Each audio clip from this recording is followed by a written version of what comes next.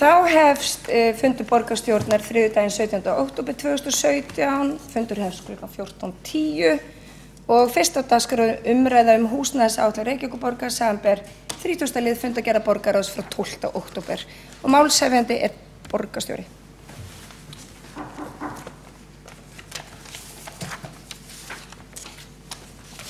Forseti, ágæta borgarstjórn. Í borgarráði síðustu viku var lögð fram uppfærð húsnæðisáætlun Reykjavíkurborgar í samræmi við það verklag sem ákveðið var þegar hún var samþykkt í júní síðastliðnum. Það er að segja að 2 ára ári yrðu lagðar fram uppfærðar tölur hvernig miðaði við að sjá byggingarsvæði komin til framkvæmda, hvað væri samþykkt í skipulagi, hvað væri í skipulagsferli og hvað væri á þróunarsvæðum, auk annarra atriða. Því fylgdi sérstakt bréf sem gerir ráð fyrir þeim breytingum sem voru gerðar á húsnæðisáætluninni og hinn árlegi húsnæðisfundur uppbyggingur íbúðarhúsnæðis var svo haldinn daginn eftir, reyndar föstudaginn 13.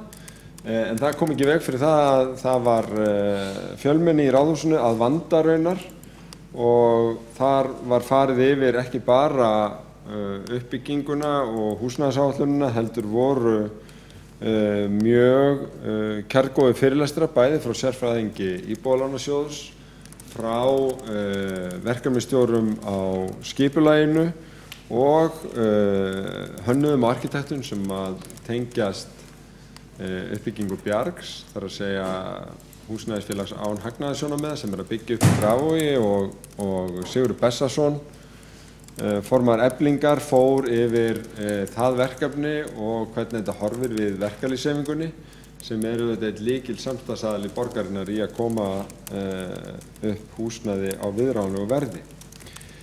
Ég ætla að leyfa mér að fara býsna hratt yfir sögu hér því að ég veit að margir borgarfulltrúar sá sér fært að vera á fundinum á haustdaginn og ætla alls ekki að endurtaka yfirferðina sem var þar, enda var hún allítarleg.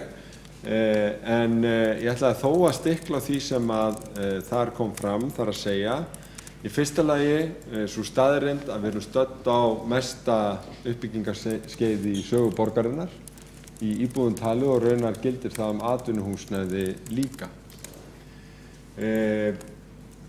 Miðvikudaginn í síðustu viku var staðan sú að úthlutað hafði verið lóðum fyrir 905 íbúðir og þarna eru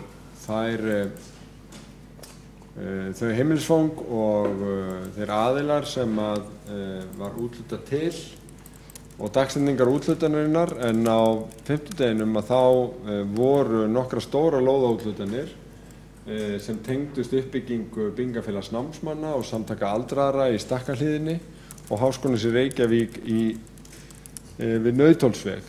Alls 530 íbúðir sem þýðir að yfir 1400 íbúðir, eða lóðir fyrir 1400 íbúðir, hefur verið úthlutað á árinu sem met.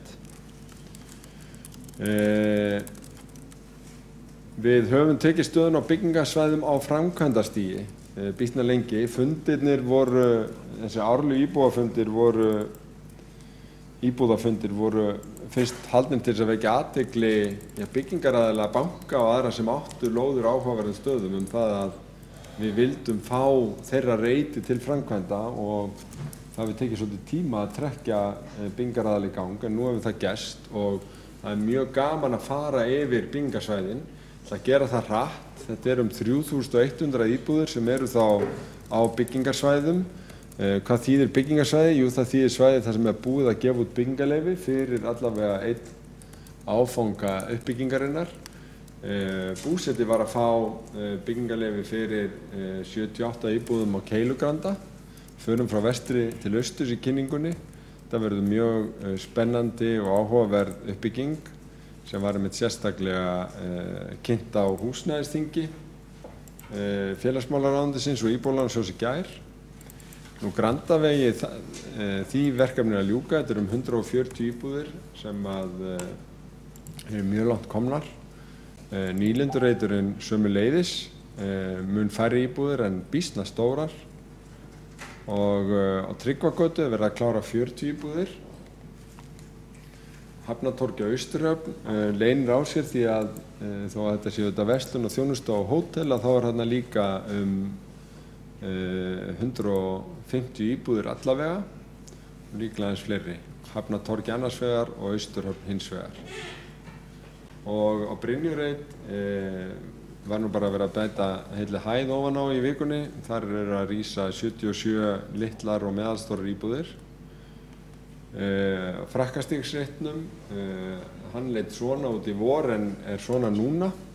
Það að segja uppsteypa mjög langt komin á 67 íbúðum. Kjörgarður, þar er verið að bæta 11 íbúðum ofan á og Hverfisgötu 71, öðrum 11. Þetta er allt þarna á býsna þröngu svæði. Á Barónsreitnum eru nokkur verkefni í gangi, þau eru all stór. Hverfisgötu 85 til 93 er verið að byggja 70 íbúðir og sem munu líta út svona. Allstaðar þarna er auðvitað þjónustu á jarðhæð og verður mikil og jákvæð viðbót við Hverfisgötuna og í raun miðborgina. Þetta er Hverfisgata 85 til 93 og þarna eru á 70 íbúðir. Þetta er úr hinni hliðinni. Hinni megin götunar er verið að endurgera gömul hús en þar bætast líka við inn á milli og alls verður þetta 30 íbúðir og mun líta svona út. Ef við horfum aðeins lengra að þá er verið að byggja 38 íbúðir á Hverfisgötu 94 til 96 og þar verður líka þjónusta á jarðhæðinni. Uppsteypa þarna gengur vel. Það gengur líka vel með síðastu áfangarna í Smiðjuholtinu. Þar eru alls að rísa 203 íbúðir á vegum búseta, búið að úthluta fyrstu áfangunum. Í Höfðatorginu er eitt að byggja 94 íbúðir. Það er gert ráð fyrir öðrum íbúðaturni við hliðina á, en það er byrjað að setja gleri glugga í þessu húsi. Og í Mánatúninu, þetta er eina glæran sem er aðeins skökk. Hjúkrunarheimili Sóltún er vissulega að reisa 44 íbúðir í Mánatúninu en það er búið að afhenda þær. Þetta er eins vegar Mánatún 1 sem við erum að horfa á hér og það eru 40 íbúðir að auki að rísa við sömu götu á vegum verktaka. Í Borgartúni 28 er að fara af stað 21 íbúð og þjónusta á jarðhæðum. Hlíðarendin er stærsta byggingarsvæðið og þar eru tíðindi. Hér er búið að taka saman yfirlit yfir hvar þessi reitir standa. Jarðvinna er hafin eða hefjast á C og E-reit en er lokið á F-reit og D-reit. Það er komið byggingarleyfi hérna á D-reit og líka á E-reit. Og svo er uppsteypa að ljúka hérna á B-reit þannig að Hlíðarendi verður í mikill uppbyggingu í vetur. Það er líka komið byggingarleyfi við hliðina á Grand Hotel fyrir 108 íbúðir. Það eru bara í síðustu viku eða þar síðustu sem að það var gefið út og þetta verður mjög skemmtileg uppbygging sem að þarna verður. Verktakinn ráðgerir að hefja standa strax eftir áramótin en er samt komin með leyfið. Skógavegi er búseta að fara af stað með 20 búsetaréttar íbúðir. Það er líka komið byggingarleyfi þar. Það er mjög mikið að gerast á svæðinu í kringum útvarshúsið. Þar rísa alls 360 íbúðir og má segja að þessi koma af stað allstaðar. Svona var staðan í vor og svona er staðan núna. Þið sjáu hvað húsin hafa risið hratt en það er líka verið að steypa grunna þarna hinum megin eða norðan megin við útvarshúsið og er raun alveg ótrúlegt að sjá hvað er mikil breyting milli vikna ef maður kemur þarna nokkuð reglulega. Svona verður þetta þegar allt er komið og það er einmitt verið að útbúa þetta bílastæði fyrir framan útvarshúsi núna og virðist ekki vera vanþörf á þeim að ferðarna Í Mörkinni gengur vel að byggja fyrir grund. Þetta eru 74 íbúðir fyrir aldraða og Sogavegi er að fara af stað verkefni með 49 íbúðum sem mun líta svona út. Í Suður-Mjódd er verið að fjölga íbúðum bæði fyrir búseta og félag eldri borgara. Það skipulag er inn á dagskrá borgarráðs í þessari viku. því að þarna var verið að breyta út af framtíðarsýn og samningum við IR og Félag eldri borgara er komin okkur vel á veg og búseti fer af stað vonandi í vetur með þetta, þannig hönnun í gangi. Nú, annar áfangi Bryggjukörfis gengur vel, það er TOTG sem er að byggja þar 280 íbúðir og þetta er staðan eins og hún er núna. Þau hús sem þegar eru risin er eiginlega bara eins og hafa alltaf staðið þarna og það er flutt inn í nokkur þeirra. Og svona lítur þetta út svona fjarlægð eins og þetta verður endanlega.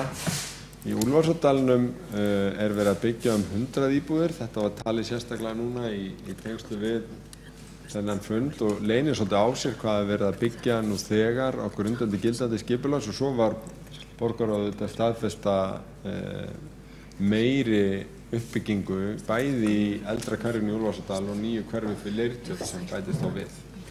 Það er líka verið að byggja býsna mikið í Reynisárásnum og þar hefur öllum lóðum eftir sem ég man verið úthlutað. En mér langar aðeins til að staldra við, þetta voru svona 3100 íbúðir sem eru á framkvæmdasvæðum, aðeins að staldra við þessa megin áherslu okkar sem er á samvinnu við félög sem er ekki að byggja upp í hagnaðarskyni og gera grein fyrir því hvar þau verkefni eru stödd. Sumt af því eru sömu reitir og við vorum að fara yfir og ég bið bara afsökunar á endurtekningunni út af því. En þetta eru alls 4200 íbúðir tæpar sem eru í þessu. Þetta eru 1000 íbúðir með verkalýðshreyfingunni, 1300 með stúdentum og síðan 450 með búseta á eldri borgurum. Við viljum auðvitað reisa hjúkrunarrými og sérstök búsetuúrræði og 700 félagslegar íbúðir eru líka í þessum pakka. Þið þekkið það, við höfum verið að úthluta lóðum til Bjargs og bættum við 2 reyndar sem ekki á þessum lista á 15 var í borgarráði til þess að þessar íbúðir geti farið strax í hönnun og risi eins hratt og mögulegt er. Mikill kraftur í ASÍ og BSIB á bakvið þetta. Móavegur 24 í Grái verður fyrstur. Urðabrunnurinn í Úlfarsárdal hefur verið endurskipulagður og fjölgað íbúðum. Þar verða hús á vegum Bjargs, líka á Kirkjusandi og hugsanlega á Nauthólsvegi. Þarna er komið vilyrði en hugsanlega færum þetta vilyrði og síðan í Vogabyggð 1 eru 75 íbúðir á vegum Bjargs. Námsmannaíbúðirnar eru auðvitað mjög stór partur af þessu og þar er að hlaupinn mikill kraftur í. Á Vístagarðasvæðinu er að vísa núna 230 íbúðir það bil og það er að fara af stað uppbygging líka með byggingafélags námsmanna upp í Stakkahlíð og síðan er Háskólinn í Reykjavík að fara af stað við Öskuhlíðina. Þannig að þetta er á fleygiferð. Við erum svo að fjalla skipulag við Gamlagarð og erum að útvega fleiri lóðir fyrir félagsstofnun stúdenta og raunar byggingafélag námsmanna. Þetta getur komið þarna af ríkislóðunum en við erum líka að skoða frekari þéttingu þar sem þeir eru með íbúðir fyrir. Búseti við úthlutuðum 2 vilyrðum að auki, Bryggjukverfi 3 á Úlfarsárdal í síðustu viku. En það er mikilvægt að búsetu geti haldið áfram að byggja því að þetta er góður kostur fyrir þá sem vilja vera í búseturétti og jákvætt að búsetu sé að bæta við þessi íbúðum í Reykjavík. Við vorum búin að nefna Keilugrandann og Smiðjuholtið og Skógaveginn. Nú búsetu kemur síðan inn í Suðurmjódd og hefur verið að byggja í Reynisvarsás en bætir þá við í Úlfarsárdal og Bryggjukverfi. Eldri borgarar eru að byggja mjög víða í Mánatúni og Suðurmjódd og Mörkinni og svo í Stakkahlíðinni, samtök aldraðra að vera þar, því var úthlutað í síðustu viku. Síðan er Hrafnist að fara af stað með 126 íbúðir, auk 100 hjúkrunarrýma við Sléttuveg. Þar vorum við að samþykkja að auglýsa líka þá lóð sem við erum þarna til hliðar.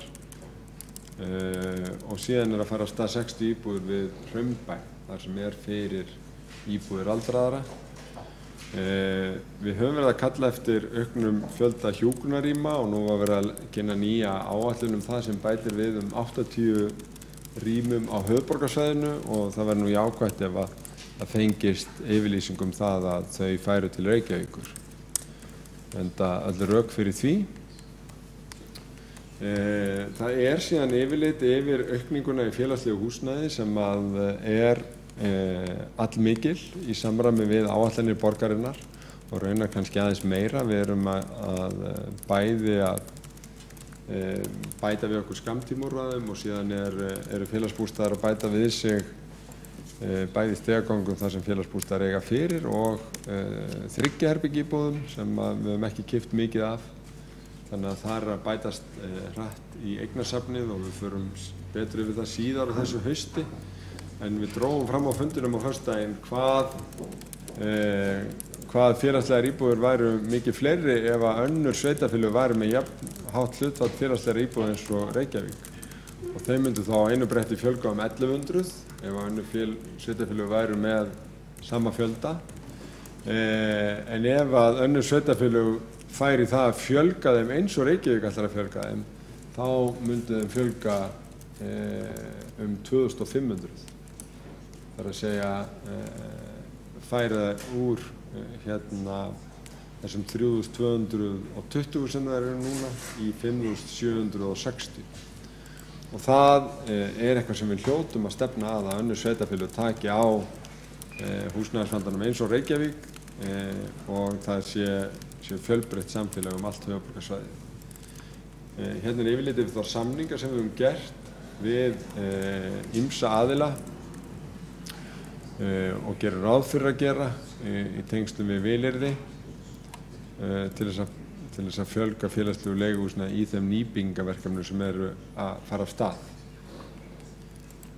Sérstakur búsetuúrræðin sérstaka áætlun sem við samþykktum fyrr á þessu hausti og það 110 búsetuúrræði en til viðbótar því Öryrkjabandalagið með sitt byggingarfélag að fara að byggja á Keilugrandanum og við vorum að samþykkja viljayfirlýsingu með Sjálfsbjörgu að fara að skoða sjálfsbjargarreitin og fjölga íbúðum þar við Hátúnið. Samþykktum það í borgarráði síðustu viku. Kjarnarnir eru núna í mikilli uppbyggingu og það verður líklega metar 2019 þegar ég held að 3 kjarnar opni sem hefur aldrei gerst áður svo ég viti til. En við erum líka að byggja inn í öðrum nýbyggingarverkefnum.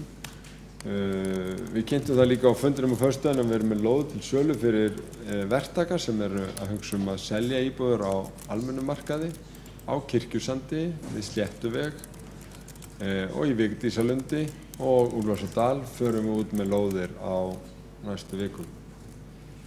Það eru síðan 4300 íbúðir í samþykktu deiliskipulagi. Ég ætla ekki að fara yfir þetta lóð fyrir lóð, en það þó ljóst að mjög mörg þessara verkefna eru líkleg til þess að koma til uppbyggingar og fá útgefin byggingarleyfi núna í vetur.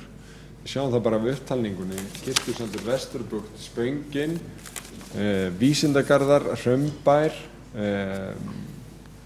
Vogabyggð, Öskjuhlíð Nautholtsvegur, Borgartún 34-36, Sléttuvegur, KHÍ-lóð, Elliðabraut Norðlingaholt, Bíkolóð og auðvitað Úlfarsárdalur. Allt þetta verkefni þar sem líklegt að aðilar fara af stað næsta hálfa eða 1 árið. En eins og ég segi þá ætla ég ekki að staldra við hvern og einn af þessum reitum. Þessi gögn liggja fyrir og mér langaði eins og að nefna aðeins svæðin sem í skipulagsferli. Það Skeifan, Héðinsreitur, Hraunbær Bæjarháls, Borgartúnsreitir, Frakkastígur, Skúlagata, Gamligarður, Byggjukörfi 3, Gufunes fyrsti áfangi og Heklureitur. Þetta eru allt reitir sem við þekkjum úr umræðunni og þeir eru mislangt komnir en munu væntanlega meira en allir ganga í gegn í vetur og munu þá bætast við þessar tölur fyrir uppfærslu húsnæðisáætlunar í vor. Þannig að mikil ferð á þessu og auðvitað þessi svæði bara mjög stór og munu skipta máli varðandi uppbygginguna. Sama má segja þróunarsvæðin. Við erum núna að vinna með fjármálaráðuneytinu að því að klára samninga ríkislóðir, Landhelgisgæslureit, Borgarspítalareit, LHÍ-reit og Keldur. Við lögðum fram textaða samningum varðandi sjómannaskólaveit og Veðurstofahefð í síðasta borgarráði og vonandi náum við hinu líka áfram á næstu dögum eða vikum.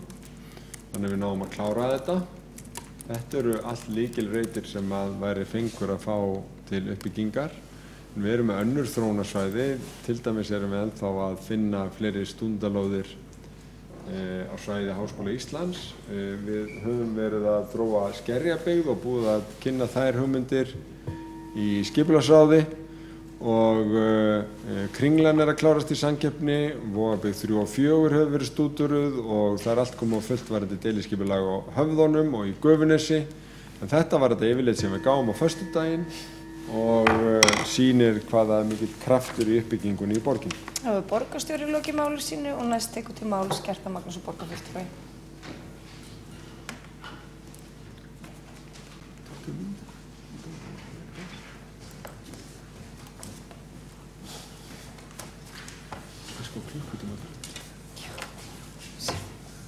Forseti, góðir borgarfulltrúar. Það er á margan hátt fróðlegt að sjá þetta yfirlit húsnæðisframkvæmdir í Reykjavík og ágætt að það skyldi ekki verið að fara yfir það í lengra máli þetta vegna þess að minnst kosti við borgarfulltrúar fáum við þetta reglulega kynningu á þessu og við sjáum það líka að í mörgum tilvikum verið að kynna sömu hlutina aftur og aftur. En það er alveg rétt, það eru miklar framkvæmdir í gangi í borginni og fleiri fyrirhugaðar og það er alveg greinilegt að þetta er að koma, getum við sagt, mjög ójafnt inn. Þrátt fyrir að það sé að aukast verulega framboð á húsnæði og íbúðum, þá er mikill húsnæðisvandi í borginni. Og það er að mörgu leyti uppsafnaður vandi vegna þess að sá meirihluti sem núna situr og satt hér mjög svipaður meirihluti á síðasta kjörtímabili, hann áttaði sig ekki á þeim vanda sem við var að etja eða hafði ekki áhuga á að láta þann vanda til sín taka með þeim hætti að það veri hægt að leysa hann. Sá meirihluti sem nú situr hefur setið með einum öðrum hætti, hann breytti frá árinu 2010 og Dagur Bjargeirsson borgarstjóri, hann lét hér því sem hann vildi ráða á síðasta kjörtímabili, það efaðist enginn það. En af hverju stöndu við þá frammi fyrir þeim vanda í húsnæðismálum sem nú blasir við og lýsir sér í því að það er mjög erfitt fyrir ungt fólk og eignalítið að eignast húsnæði. Þetta kemur aðalega fram þegar maður tala við ungt fólk sem vill flytja heimann og komast í eigið húsnæði, hvort sem það er leiguhúsnæði eða eignarhúsnæði. Leiga er mjög há eins og við vitum, hefur hækkað mjög mikið. Það er mjög erfitt fyrir fólk að eignast íbúð og ég heyrði, það var fjallað þessi mál meðal annars í Ríkisútvarpinu í morgun og þá heyrði ég viðtal við unga konu sem var að festa kaup á íbúð og hún greindi frá því að útborgunin í íbúðinni sem hún var að kaupa, hún var hærri heldur en íbúðin kostaði sem foreldrarnir keyptu á sínum tíma fyrir 20 eða 25 árum. Svona mikið hefur íbúðaverð hækkað í Reykjavík. Og það gerist í einni svipan, það er alveg rétt sem hér er komið fram, við leysum ekki húsnæðisvandamálin í einni svipan.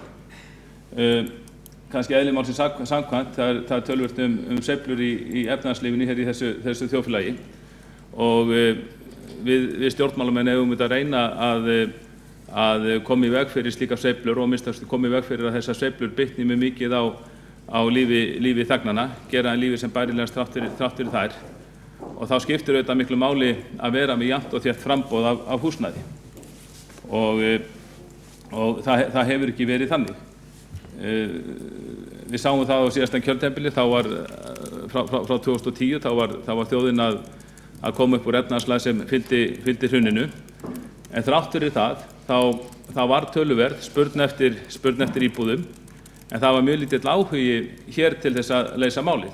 Þá voru íbúðir líka mjög dýrar sem stjórnuðust meðal annars af því að lóðir voru seldar á of háu verði eða mjög háu verði hjá borginni og það var lítill áhugi til að leysa þau mál. Bara eitt lítið dæmi sem ég getur nefnt í þessu sambandi, það kannski óþarfi að fara yfir alla söguna.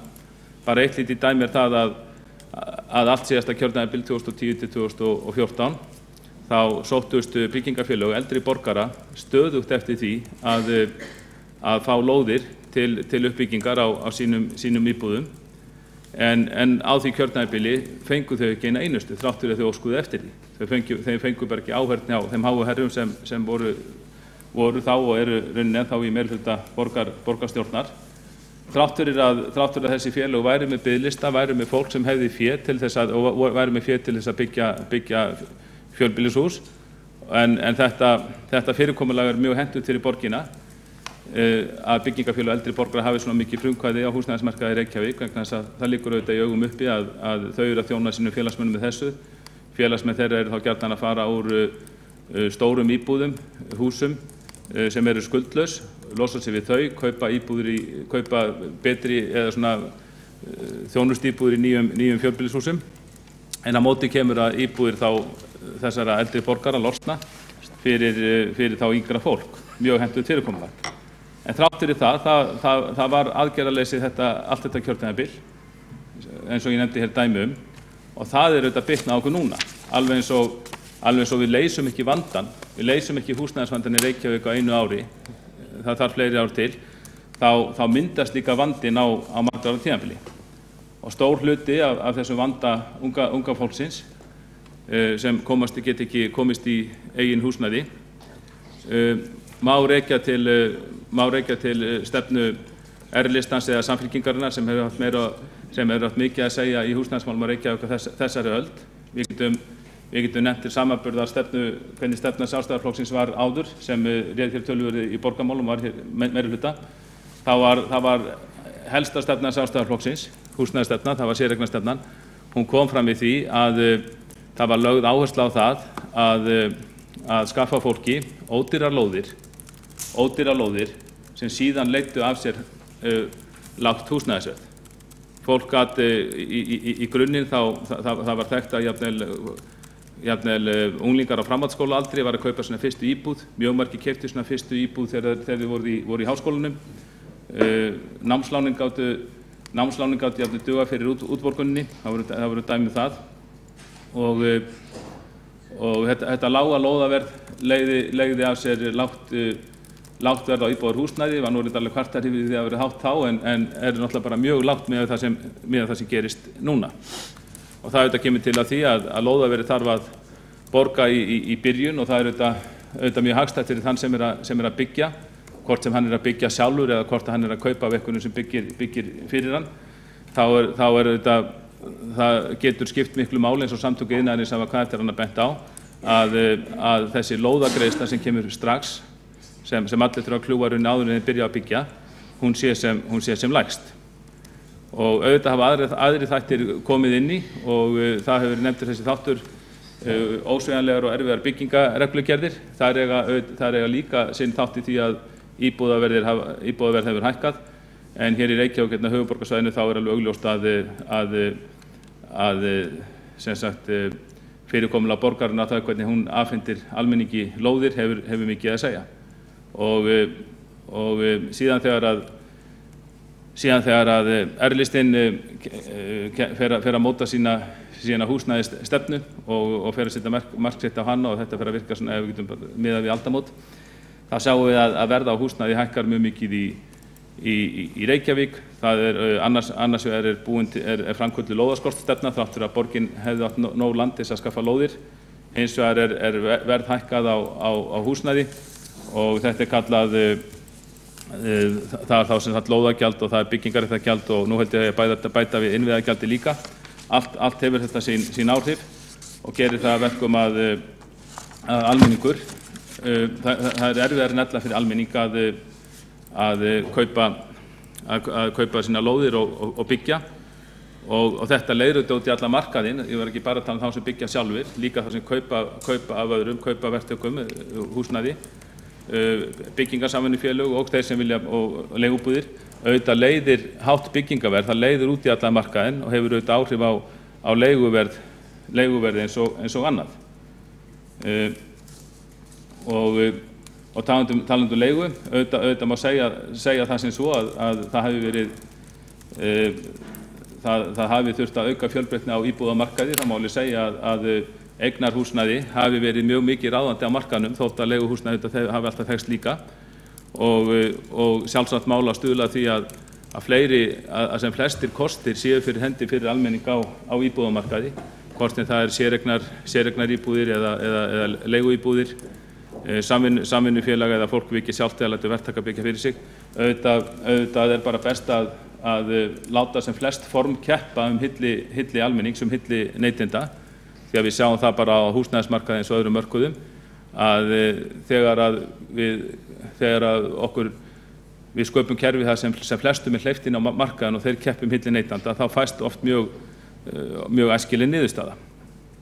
Og ég segi það að þegar að Sjálfstæðisflokkurinn stjórnaði hér og mótaði húsnæðisstefnu í borginni, þá náðist að mörgu leyti mjög æskileg niðurstaða og það var miklu minna mál fyrir ungt fólk til að kaupa íbúð. Og svo það er ekki bara ungt fólk sem að kaupa sér íbúðir.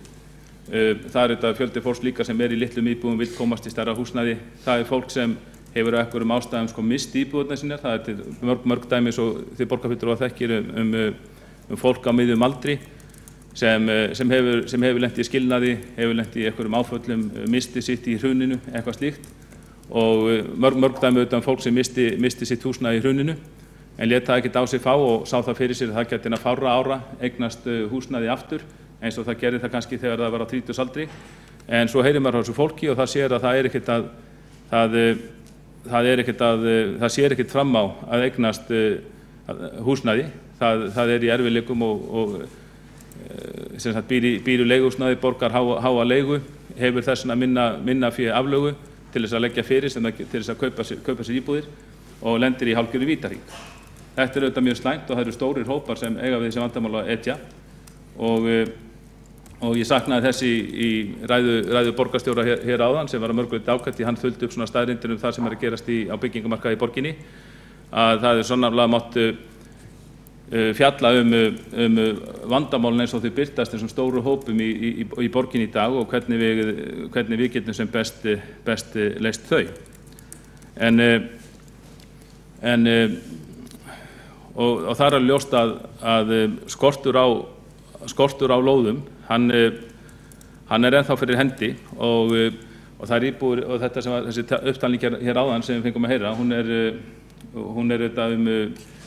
hún íbúðir sem á mismunandi byggingastígi, sumar ekki byrjað að byggja, aðrar í bygging og svo framvegis og þetta kannski helgast að því stór hluta þessari glærukynningu hér áðan helgaðist eða bara sýndi fram á hvaða lóðir verið að byggja núna á mjög mikið á þéttingasvæðum í borginni og við höfum bent á það hér minnihlutinn, bæði Sjálfstæðisflokkurinn og Framsóknarmenn og aðrir, að það er svo mikil spurn eftir íbúðalóðum í borginni, það einfaldlega ekki nóg að láta sig þéttingasvæðin nægja. Auðvitað eru einhverjar lóðir sem verið að byggja á Úlfarsárdal en það er bara ekki nóg. Ég held að allir flokkar séu hlynntir þéttingu byggðar, svo geta menn haft sínar skoðanir á það nákvæmlega hvernig að standa að henni, hver þéttingin er verið mikill og svona, en allir flokkar held ég styðja þéttingu byggðar. Hins vegar sjáum við að það gengur oft miklu hægar að byggja á þéttingarreitunum heldur en á svæðum þar sem borgin hefur sjálf algjört forræði á. Við sjáum að mörg svæði sem henta mjög mikið til uppbyggingar, það var beðið með að byggja á þeim vegna þess að þau voru í eigu einkaaðila sem gátu beðið og ákváðu að bíða þangað til að þeir eða bara húsnæðismarkaðurinn var búinn að þrýsta verðinu svo upp að þeir hefðu sem mestan hagnað út úr sínum byggingum. Og það er auðvitað ömurlegt borgarfulltrúar og góðir að svo stór hluti húsnæðismarkaðarins í Reykjavík skuli vera stýrt af aðilum, auðvitað bara menn eins og flestir sem reka fyrirtæki hugsa að græða, menn sem auðvitað eru með íbúðamarkaðinn, finnst bara í lagi að hafa íbúðamarkaðinn í ákveðinni spennu til þess að þeir geti valið tíma sem hentar þeim best til að byggja. Og ég held að sá tími sé einfaldlega kominn. Það eins og glærukynning borgarstjóra bara með sér. Sá tími einfaldlega kominn að ég held að mjög margir meta það sem svo að nú hafi markaðurinn náð einhverju, núna kannski síðast ári náð einhverju ákveðnu hámarki og þá sé rétt að fara af stað til þess að fá sem mest fyrir sína byggingar. Og þá geta menn barið sér á brjóst og sagt, sjáu hvað er mikið, það er mikið uppbyggingarskeið í Reykjavík, aldrei verið meira byggt heldur en núna og það má vel vera rétt, en þetta felur samt, þessi birtingamynd felur í sig samt svo miklu óstjórn því að á mörgum þeim reitum og þéttingarsvæðum sem við erum að byggja núna hefðu við svo miklu frekar vilja sjá uppbyggingu áður. Ef við erum að hugsa hagsmuni almennings þá hefði verið miklu betra fyrir almenning ef þessi svæði hefðu komið jafnar inn heldur en þau eru að gera núna, jafnar inn og þar hefði borgin geta lagt lóð á vogarskálarnar með því að útbúa sjálf fleiri lóður og skapa það framboð annar staðar. Þetta er auðvitað ekkert einfalt að stýra þessu, en ég held að allir geti verið sammála það að þetta er að koma mjög ójafnt inn, það er að koma mjög mikið núna og er að koma inn á mjög háu verði þegar það hefur verið mjög betra að menn hefur staðið sér betur og þetta hefur verið að koma jafnar inn og húsnæðisverðið ekki að hækka svona mikið. Auðvitað veit ég að ég tala ekki fyrir munn allra þarna, auðvitað vilja þeir sem eiga lóðir selja þær á sem hæstu verði, en ég tel að við sem sveitarstjórn hefðum átt að standa betur að málum, koma jafnar inn með þessar íbúðir og þá var íbúðaverð lægra og það væri betra fyrir allan almenning, ekki síst fyrir þá sem það þurfa jú allir í Reykjavík, það gefur höfuðið, að það hvernig óstjórnin hefur í húsnæðismálum hefur leitt til þess að húsnæðisverð er allt of hátt. Ef það er einhver ósammáli mér í því að húsnæðisverð séu hátt, þá væri gaman að heyra í honum. Auðvitað stýrir markaðurinn húsnæðisverðinu, en við vitum það að borgin hefur á ýmsu leyti stjórn á húsnæðismarkaðnum og þessu hefur verið mjög illa stýrt. Nú, svo var fróðlegt að vakna í morgun og fá hérna inn lúguna 40 blaðsíðna rit eða bækling sem er náttúrulega bara kosningaáróður. Það er ekkert annað en kosningaáróður. Þessi er dreift 11 dögum fyrir alþingiskosningar. Það er alþingiskosningar eftir 11 daga, borgarfulltrúar og góðir, og það er líka stutt í borgarstjórnarkosningar. Og við vitum það vel að húsnæðismálin eru eitt stærsta kosningamálið. Og þetta er mjög umdeildur málaflokkur og menn eru ekkert eitt sáttir. Og þá leyfir meirihlutin í Reykjavík sér, meirihluti þessara 4 flokka, eða býst við allir flokkarnir standa að þessu, að dreifa þessu riti 40 blaðsíðna litprentluðum bæklinga sem fer inn á hvert heimili í Reykjavík og með svona ákveðnum aðfararorðum, það er nú kannski tími til að lesa þau upp hér, það er svona leiðari, þetta er auðvitað bara pólitískt rit og það er leiðari þarna á blaðsíðu 2 og 3, ég ætla ekki að lesa hann en það er vægast sagt mjög umdeilt ýmislegt sem þar er haldið fram og var auðvitað að taka langa umræðu en það er auðvitað algjörlega ótækt að það er alveg greinlegt að þessu riti, þessum bæklingi er ætlað að hafa áhrif á kosningabaráttuna. Samfylkingin í býstu að flestir, þó þessi ekki mynd af Degi Bjarkessyni borgarstjóra hér, þá sjá allir að þetta gefið út á borginni og þetta samanstendur á glærukynningunum hans sem hann hefur flutt mjög víða síðustu misseri og það er svo augljóst að þessi er alltaf að hafa áhrif á kosningabaráttuna og það er algjörlega óviðunandi að sjálfsögðu hefði Samfylkingunni og hinnum flokkunum auðvitað líka verið bara frjálst að gefa út líkan bækling og dreifa honum sem víðast. En það er algjörlega ótækt að menn skuli hér, borgarstjóri Samfylkingarinnar skuli seilast hér í borgarsjóð til þess að gefa út slíkt rit, slíkan kosningabækling sem er ætlað að draga upp mjög, svo vægast sagt, mjög fegraða mynd af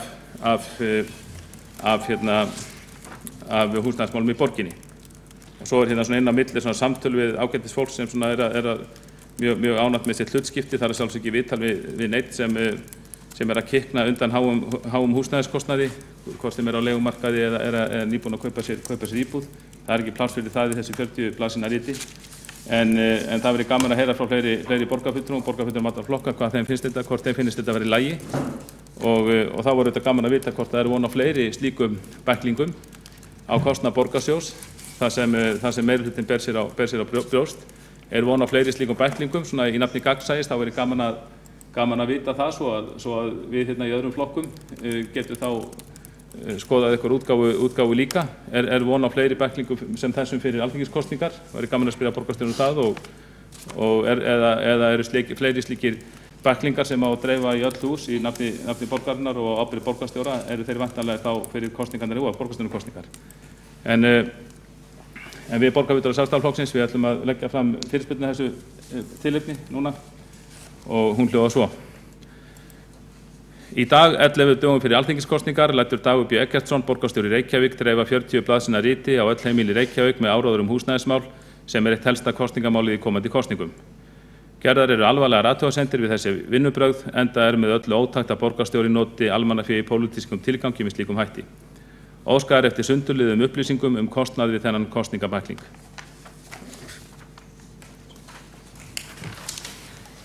Kjartan Magnússon, borgarfulltrúi, lauk í máli sínu og þá tekur Hjálmar Sveinsson, borgarfulltrúi, næstu til máls.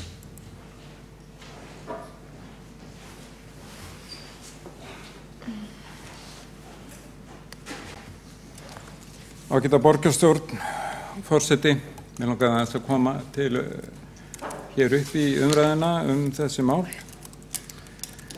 Og í fyrsta lagi finnst mér það nú aðalega bara fögnuður að loksins hefur tekist að snúa við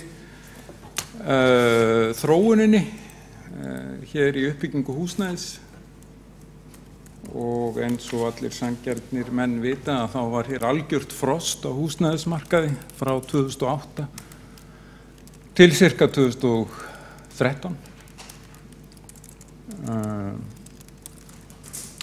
Stór hluti fagmenntaðra iðnaðarmanna flutti burt á landinu og líka verkamenn sem að vinna í byggingarbransanum ásamt öllum þeim vélum og græjum og krönum sem að til þarf. Og reyndar það þannig sums staðar á landinu í smærri byggðum svipað ástand og ríkti hér í einhver 5 ár, nefnilega það að kostnaður við það að byggja hús og íbúðir lægri heldur en markaðsverðið og þess vegna mjög lítið byggt í miður á ágætum litlum stöðum víðsvegar landið því það svarar ekki kostnaði.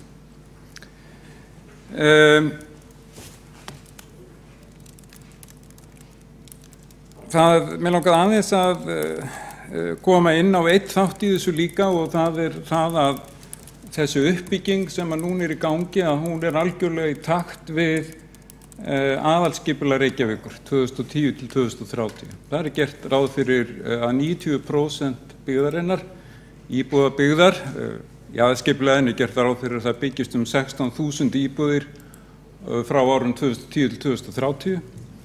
Og 90% þeirra byggist upp innan núverandi byggðar og það hefur gengið eftir. Kosturum við það eitthvað sem við ættum ekki þurfa að tíunda. Þetta var þverpólitískt plagg eins og þið munið, þá getur borgarfulltrúar aðalskipulagið. Kosturum við það að borgin verður þéttari, það verður auðveldara að halda uppi öflugri þjónustu í hverfunum, það verður auðveldara að halda uppi öflugum almenningssamgöngum og fjölbreyttara húsnæði. Og kosturinn við þéttingu kannski ekki síst sá að vegurinn og leiðin á milli fólks styttist. Því að endanum það í rauninni eini tilgangur borgarna, það samskipti fólks, viðskipti fólks, þær eru þess vegna orðnar til, vegna samskipta og viðskipta. Þétting borgarinnar eykur mjög möguleika á því.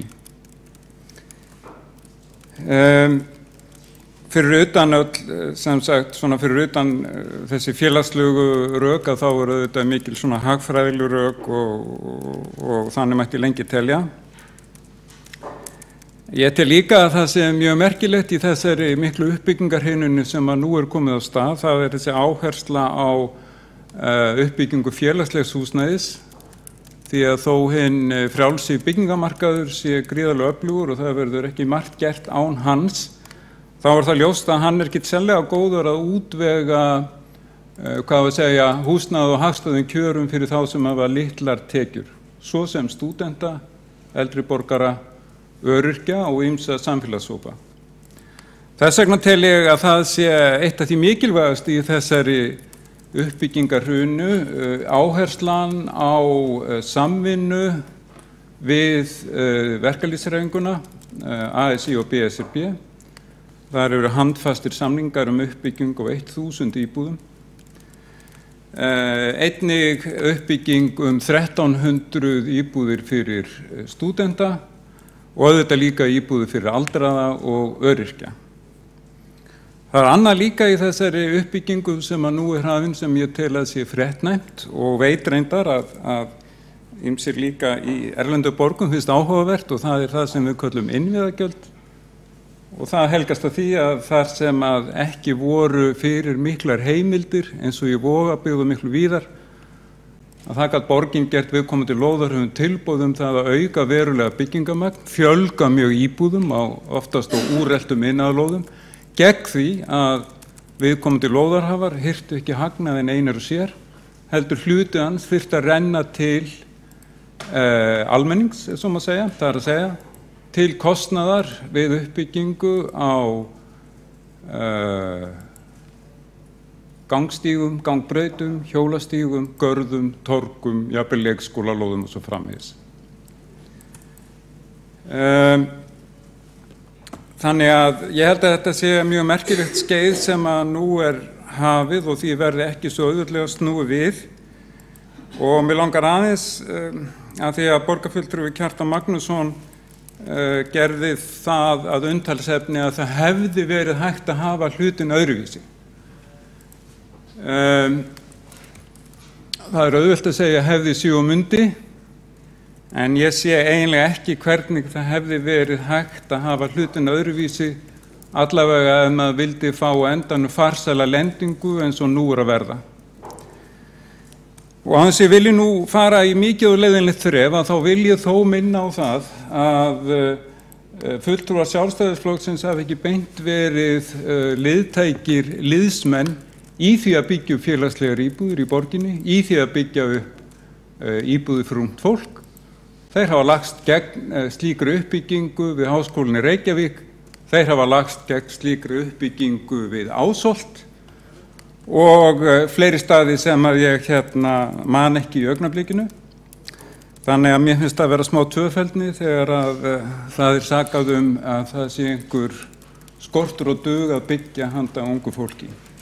Og koma svo lítið úr hörðust átt, svo ég segi það nú alveg eins og og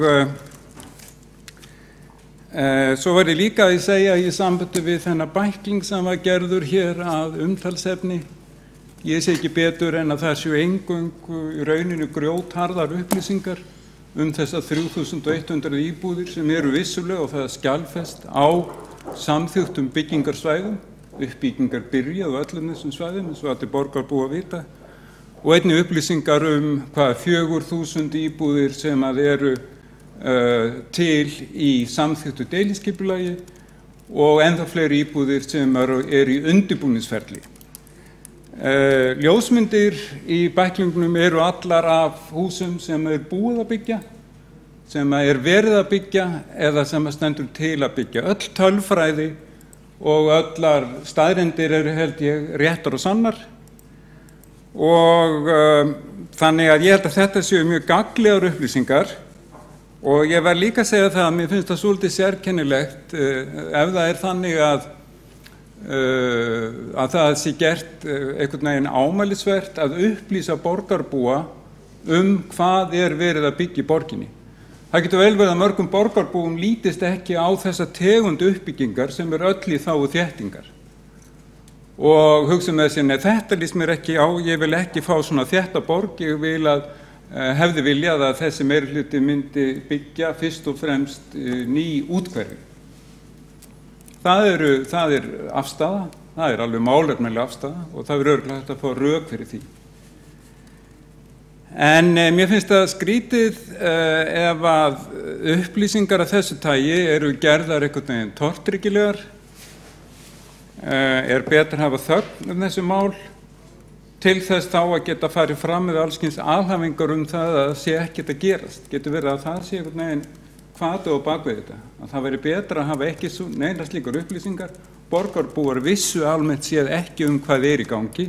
Ég hef orðið var við það að margir sem hafa séð þetta blað eru mjög hissa hvað rosalega mikið í gangi í borginni. En það kannski pólitískt óvinsælt. Af því það einhver áhugi á því að koma þeim skilaboðum á framfæri eins og við heyrðum í ræðu borgarfulltrúans Kjartans Magnússonar að hér sé dugleysi og dáðleysi í gangi sem fullkomin fjarstæða eins og allir hljóta sjá sem að ekki bara lesa hana bækling heldur líka á ferð borgina. Ég var síðast í morgun að tala við þýska sjónvarpsblaðamenn frá ARD sjónvarpsstöðinni sem voru mjög eiginlega gáttaðir á þeim mikla krafti sem nú í gangi.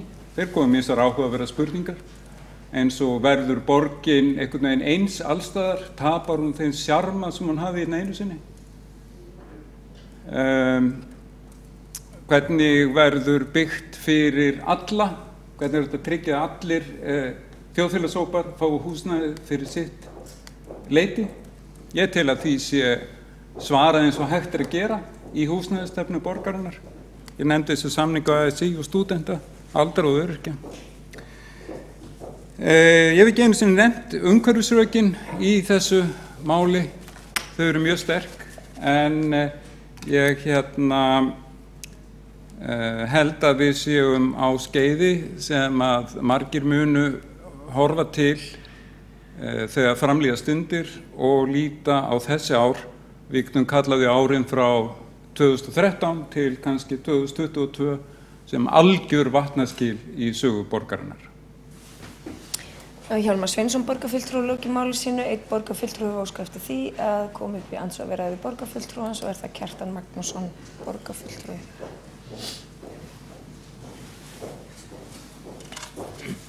Forseti, góðir borgarfulltrúar, það mjög merkilegt að Hjálmar Sveinsson borgarfulltrúi og formaður skipulags- og umhverfisráðs skuli tala það sem farsæla lendingu sem sé eiga sér stað núna í húsnæðismálum borgarinnar. Það þarf ekki annað en að hlusta á þau fjölmörgu viðtöl sem núna tekið við ungt fólk sem að lýsa því hvað það kostar að vera á leigumarkaði, hvað það kostar að flytja inn í að kaupa sér íbúð, að það miklu meira yfirleitt heldur en þetta fólk ræður við, en það kalla borgarfulltrúar meirihlutans farsæla lendingu. Ég bara ekki sammála þeim í því. Svo verður að rekja það sem hann heldur fram að fulltrúar Sjálfstæðisflokksins hafa ekki verið liðtækir liðsmenn í því að byggja upp í borginni. Það auðvitað fjarstæða vegna þess að borgarfulltrúar Sjálfstæðisflokksins hafa stöðugt undanfarin ár, líka sérstaklega kjörtímabili, gagnrýnt getuleysi meirihlutans í þessum efnum og hvað eftir annað lagt til að borgin standi sig betur í úthlutun í að skaffa nýjar lóðir og úthluta þeim til almennings. Þetta er hægt að nefna mörg slík dæmi. Auðvitað geta menn verið ósammála það hvar nákvæmlega eigi að byggja eða hvað eigi að byggja þétt á ákveðnum svæðum, en þau dæmi sem borgarfulltrúinn nefndi áðan, þau eru auðvitað þannig að Sjálfstæðisflokkur var sjálfsögðu ekki á móti því að skaffa lóðir. Hins vegar eins og bara til dæmis í það sem var nefnt Ásholt, þá voru menn ósammála því hvernig að því var staðið vegna þess að þar voru bara í því dæmi allt of fá bílastæði sem það var alveg ljóst að þau fáu bílastæði sem áttu að fylgja því fjölbýlishúsi sem þar var reist, glæsilegt fjölbýlishús annars, myndi skapa eða auka þann bílastæðavanda sem væri í hverfinu og íbúar vöruðu við og hefur nú komið á daginn. Svo er þetta með grjótharða staðreyndir og framsetningu þeirra. Auðvitað skiptir máli hvernig hlutirnir eru settir fram. Það má deila margt það sem stendur hér í þessum bæklingi og borgarfulltrúinn segir að séu staðreyndir. Bara á næstuftustu síðu bæklingsins, þar sjáum við, hann lét mikið yfir því að myndir þetta byggðist alltaf af staðreyndum, ljósmyndir og annað. Þar sjáum við bara þar að ég sé ekki betur en það sem verið að fjalla framtíðar uppbyggingu Gufunesi. Þar sé búið að má út Rimakverfi sem þar fyrir aftan. Ég sé ekki betur en það sé búið að má út stærstan hlut eða stóran hluta Rimakverfis og þá lögum til að spyrja borgarfulltrúann, búið að láta íbúana vita að húsin þeirra eigi að hverfa fyrst að því hann talaði þetta var staðreyndir sko. Búið að láta íbúana vita að húsin þeirra eigi að hverfa fyrir nýrri byggð eða almenningsgarði á þessum slóðum. Forseti biðst afsökunar á þessu en filteraði hlutinn var fyrir aftan. Það hefur Kjartan Magnússon borgarfulltrúi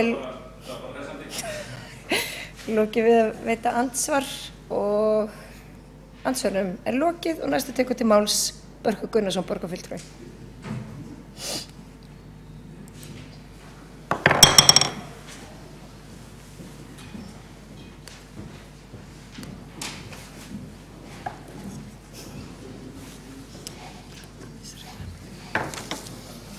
Forseti, borgarstjóri. Ég á reyndar ekki heiðurinn á einasta orði í þessari fyrirspurn frá félögum minni í Sjálfstæðisflokknum en styð hana heils hugar. Því að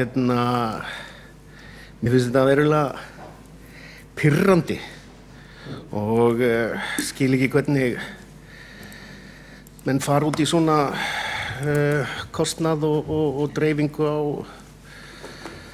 eins og Hjálmar orðaði það svo skemmtilega að upplýsingar sem séu gerðar tortryggilegar. Þetta svona rétt fyrir kosningar, þetta ekkert svoleiðis, það sér það hver maður. Það hefur líka pirramyrundar eins og e-mailasendingar frá borgarstjóra sem eru oft fundist að vera svona svolítið áróðuskendar. En þú veist, ég hef bara verið upplýstur af manneski sem bías náttúrulega hönnubirnu hvernig þetta var áður sko. Þannig að þeir leiðréttu mig ef ég hef rangt fyrir mér að þetta var alls ekki verið notað þannig áður fyrir sko. En á endanum þetta alltaf þannig að ef menn í valdastöðu þá þurfum menn að skilja ef þeir fara svona út fyrir einhver mörk að þegar annar kemst í þessa valdastöðu að þá verður litið til þess hversu langt var gengið hjá síðasta valdamanni. Þannig að þetta alltaf svona að vera í valdastöðu verulegt, já, menn þurfa að hugsa verulega sinn gang af því að þeir gefa fordæmi fyrir þá sem á eftir koma. Takk fyrir. Hefur Börkur Gunnarsson, borgarfulltrúi, lokið máli sínu og næst tekur til máls Marta Guðjónsdóttir, borgarfulltrúi.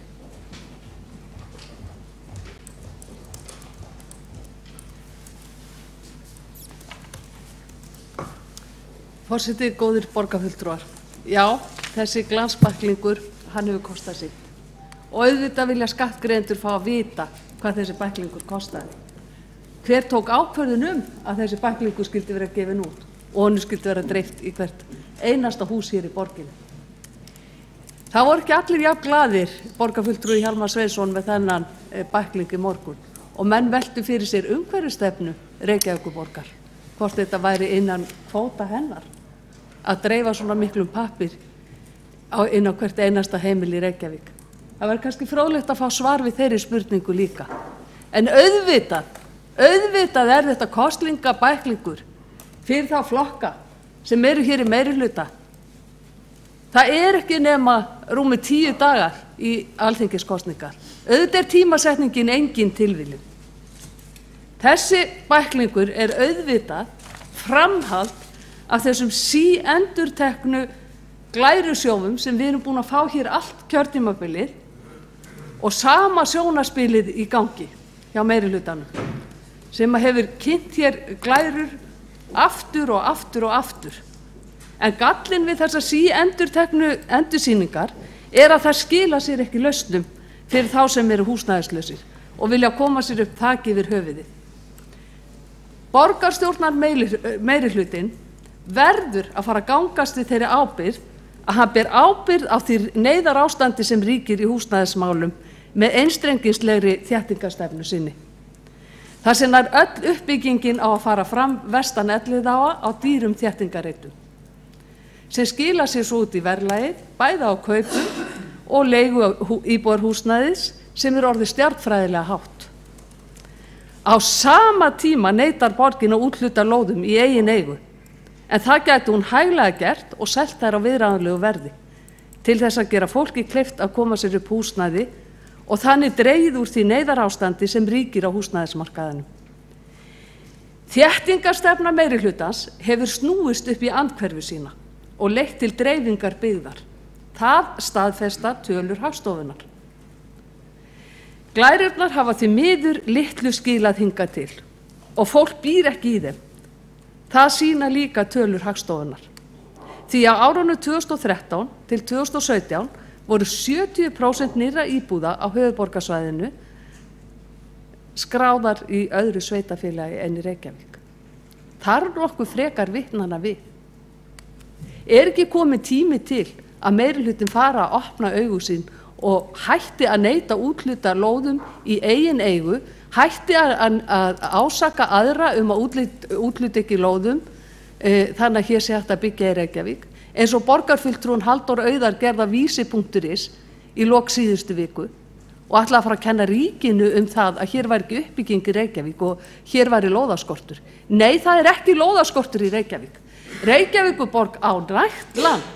Við eigum 230 hektara í Geldinganesi, þar sem væri hægt að hefja uppbyggingu. Reykjavíkurborg á líka nægt land í Úlfarsárdal, þar sem hún gæti úthluta lóðum. En hún getur ráðið verðinu þar. En hún getur ekki ráðið verðinu á þessum dýru þéttingarreitum, þar sem verið að bjóða fólki upp á núna með þessu glærukynningum að þar verði íbúðir framtíðarinnar. Nei, unga fólki mun ekki að vefna á því að kaupa sína fyrstu íbúð þar. Marta Guðjónsdóttir, borgarfulltrú, lóki máli sínu og næst tekur til máls borgarstjóri. Ég ætla að minna borgarfulltrú á að þegar þeir tala aðra borgarfulltrú þá hafa þeir fullt nafn og titil. Það voru síðustu 2 ræður sem að mista því. Forseti ágæta borgarstjórn, ég vil nú þakka fyrir þessa umræðu. Fyrst taka undir með borgarfulltrúa Kjartani Magnússyni að það gleðiefni að eldri borgarar og samtök þeirra séu meðal annars að byggja upp í borginni. Það sem hann vísaði til væntanlega það að velferðarsvið taldi ekki rétt að samtök aldraðra byggðu við Sléttuveg eins og Hrafnista að fara að gera. Þess vegna fórum við að úthluta samtökum aldraðra lóðinni upp við Kennaraháskóla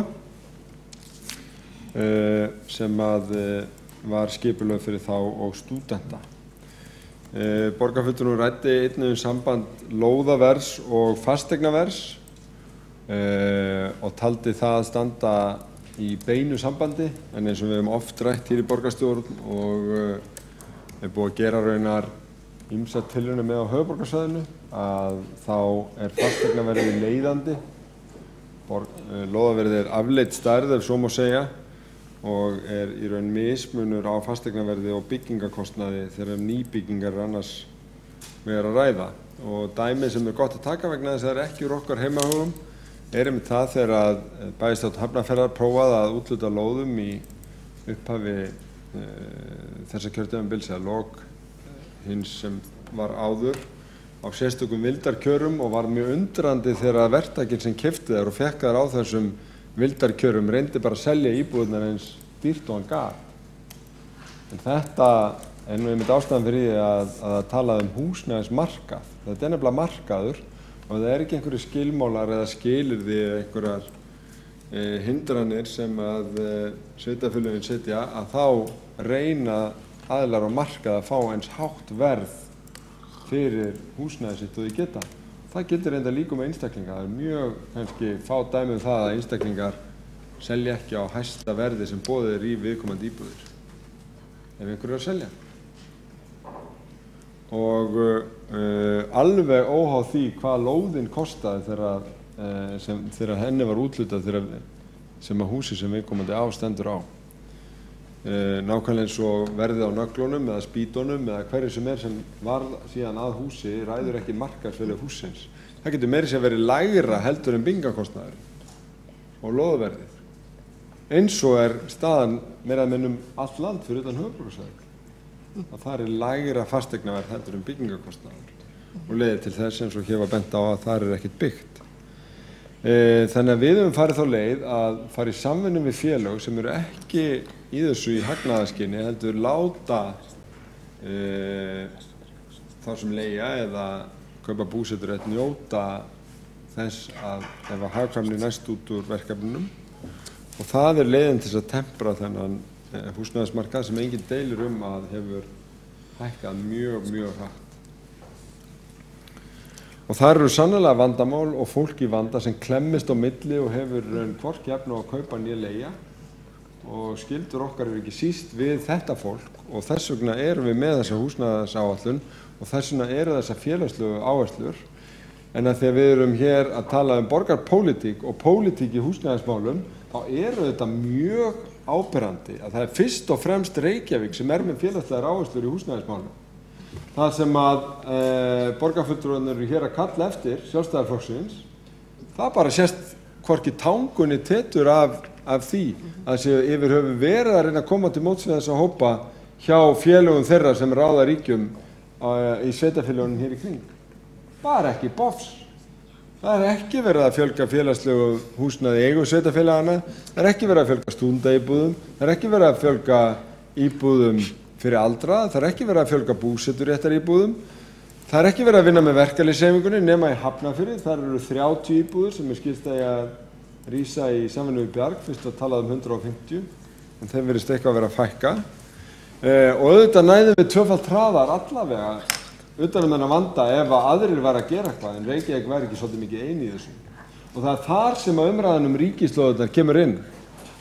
Ríkið hefur verið alveg grjóthart á því, lengi vel, að fá hámarksverð fyrir lóðirnar. Hvernig samræmi sá málflutningu Sjálfstæðisflokksins við málflutning Sjálfstæðisflokksins? Því verða borgarfulltrúar í þessum sal einfaldlega að svara ef eitthvað mark á að vera á þessu takandi. En mér finnst sjálfsagt að ræða hvaða upplýsingar á að birta og hvernig á að birta þær. Við höfum haldið núna árlega upplýsingafundi til þess að gefa stöðuna á húsnæðismarkaði og auðvitað fullt af öðrum fundum einstök uppbyggingaverkefni, einmitt til þess að miðla upplýsingum út á markaðinn. Það hefur verið haldnir fundir, það hefur verið sett upp vefsíða, það var gert síðastlið vor, það hefur verið gefnir út bæklingar, það var gert í fyrsta skipti svona myndarlega fyrir ári síðan og núna er hún dreift enn betur en þá, hún var reynda dreift ágætlega þá, en enn betur núna, ég er alveg sammála því. En á hvaða stigi er byrjað að kalla þetta áróður? Það er bara út af einhverju taugaveiklun Sjálfstæðisflokksins út af þessum alþingiskosningum. Við erum að gera nákvæmlega það sama og við erum búin að vera að gera undanfarin ári tengslu við íbúðauppbygginguna. Við erum að reyna að miðla þessum upplýsingum allstað þar sem við getum á eins hlutlægan og góðan hátt og hægt er og þetta tengist því hvort að komi aðrir svona bæklingar inn á heimili að þá má búast í því, til dæmis síðasta vetur þá sendi velferðarsvið upplýsingabækling inn á heimili hjá öldruðum Reykvíkingum þá þjónustu sem væri í boði. Því var sérstaklega hrósað af minnihlutanum í borgarráði. Því var bara sérstaklega hrósað, væntanlega vegna þess að þá voru ekki að koma alþingiskosningar, en það var bara góð upplýsingamiðlun. Ég veit ekki til þess að komin einir fleiri bæklingar frá borginni fyrir þingkosningar, en það miðum ekki svona útgáfu við kosningar. Heldur þá þörf og þá stundum gagnrýni sem við fáum á því að miðla ekki upplýsingum vel.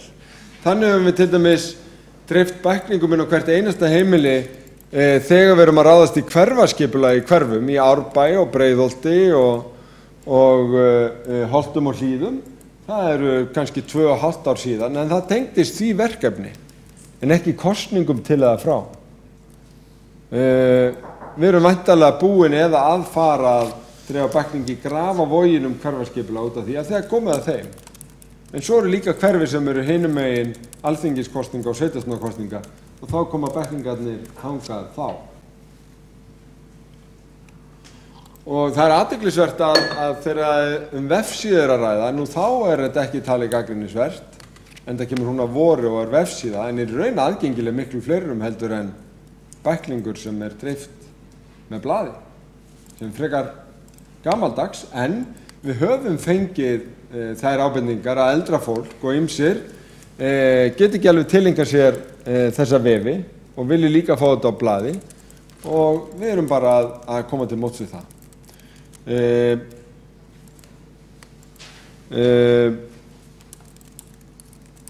Tímapunkturinn á gagnrýni kannski eðlu vegna þess að þetta kom með blaðin í morgun, en ég held að Sjálfstæðisflokkurinn þurfi aðeins að fara að hugsa sinn gang í svona almennt að vera að hefta mikið upplýsingar og styðja lögbann hér og þar og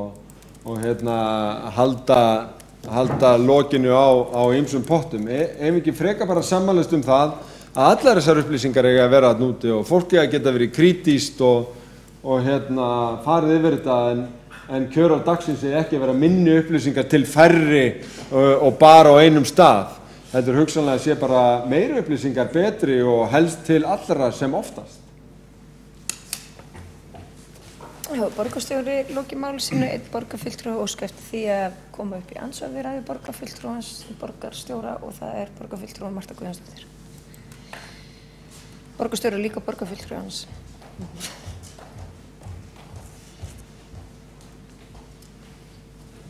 Forseti, góði borgarfulltrúar, þetta var merkileg ræða hjá borgarstjóra. Allar upplýsingar eiga að vera úti og hafa upplýsingarnar sem flestar en ekki sem minnstar. Ég veit ekki betur en að fólki út í Skerjafirði hafi komið að fjöllum þegar það sáu sjónvarpsfréttum að þar ætti að byggja 1000 manna byggð við hliðina á hverfinu þeirra. Upphaflega var talað 640. Þar hefur orðið stefnubreyting á þess að láta fólkið vita. Þar hefur aldrei orðið einu sinni samtal við fólkið. Þar hefur ekki verið fylgt stefnu eða samstarfssamningi meirihlutans í borgarstjórn íbúalýðræði og samráð við íbúa í lykil ákvörðunum. Ég kannast ekki við það. Reyndar sú umfjöllun dálítið einkennileg í ljósi þess að borgarstjóri sjálf skipaði sig í nefnd framtíðarstaðsetningu flugvallar fyrir suðvesturhornið ef það fyndist annað flugvallarstæði en í Vatnsmýrinni. Sitjandi í þeirri nefnd tilkynnir hann að það hefja uppbyggingu á neyðarbrautinni og að það eigi að loka flugvellinum í Reykjavík árið 2024. Vitandi það að það er komin út öryggisskýrsla varðandi flugvellin sem að segir skýrt að það sé ekki hægt að loka þessum flugvelli fyrr en að annar flugvellur hafi verið byggður. Hefur borgarstjóri ekki mætt á fundi í þessari nefnd? Hefur borgarstjóri ekki kynnt sér þessa faglegu skýrslu sem að Þorgeir Pálsson skrifaði? Ég bara spyr. Er þetta upplýsingaflæði til borgarbúa? Og til hvers situr hann í þessari nefnd? Er það upp á punt? Er það til að sýnast? Og af hverju skipaði hann sjálfan sig? Það var beðið fulltrúa frá Reykjavíkurborg. Ég spurði á síðasta fundi borgarstjórnar það hvernig hefði verið skipað af hálfu borgarinnar í þessa nefnd og hver hefði tekið ákvörðun það. Þá tjáði borgarstjóri mér það að hann hefði verið beðinn að sitja í þessari nefnd. Ég hef aðrar upplýsingar. Það var beðið fulltrúa frá Reykjavíkurborg. Við erum fjölskipað stjórnvald og þá ákvörðun hefði átt að ræða hér. Er Marta Guðjónsdóttir borgarfulltrúi lokið við að veita andsvar og andsvari svara borgarstjóri?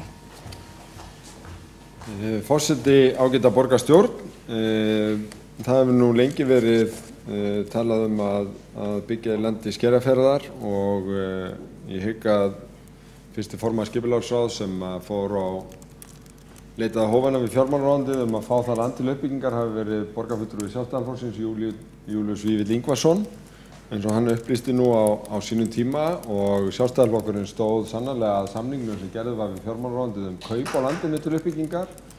Í aðalskipulagi Reykjavíkur er gert ráð fyrir 800 íbúða byggð í Skerjafirði ef ég man þetta rétt, og á hverjum aðalskipulagssveit er gert ráð fyrir 20% frávikum, þannig að það eru skýrin á þessar 1000 íbúðir. En það kom líka fram á fundinum á föstudaginn að það er gert ráð fyrir því að þessar hugmyndir verið kynntar á sérstaklega opnum fundi innan ekki og margra vikna, en þær hafa reyndar verið kynntar við ágætis viðtökur í umhverfis- og skipulagsráði, ef ég kann þetta rétt. Varðandi flugvallarnefndina að þá er það alveg rétt að ég sit í henni og eftir samskipti við ráðuneytið, og starf hennar gengur bara nokkuð vel. Næsti fundur á föstudaginn. Já, borgarstjóri lokið við að svara andsvari og andsvar öðru sinni veitir Marta Guðjónsdóttir borgarfulltrúi.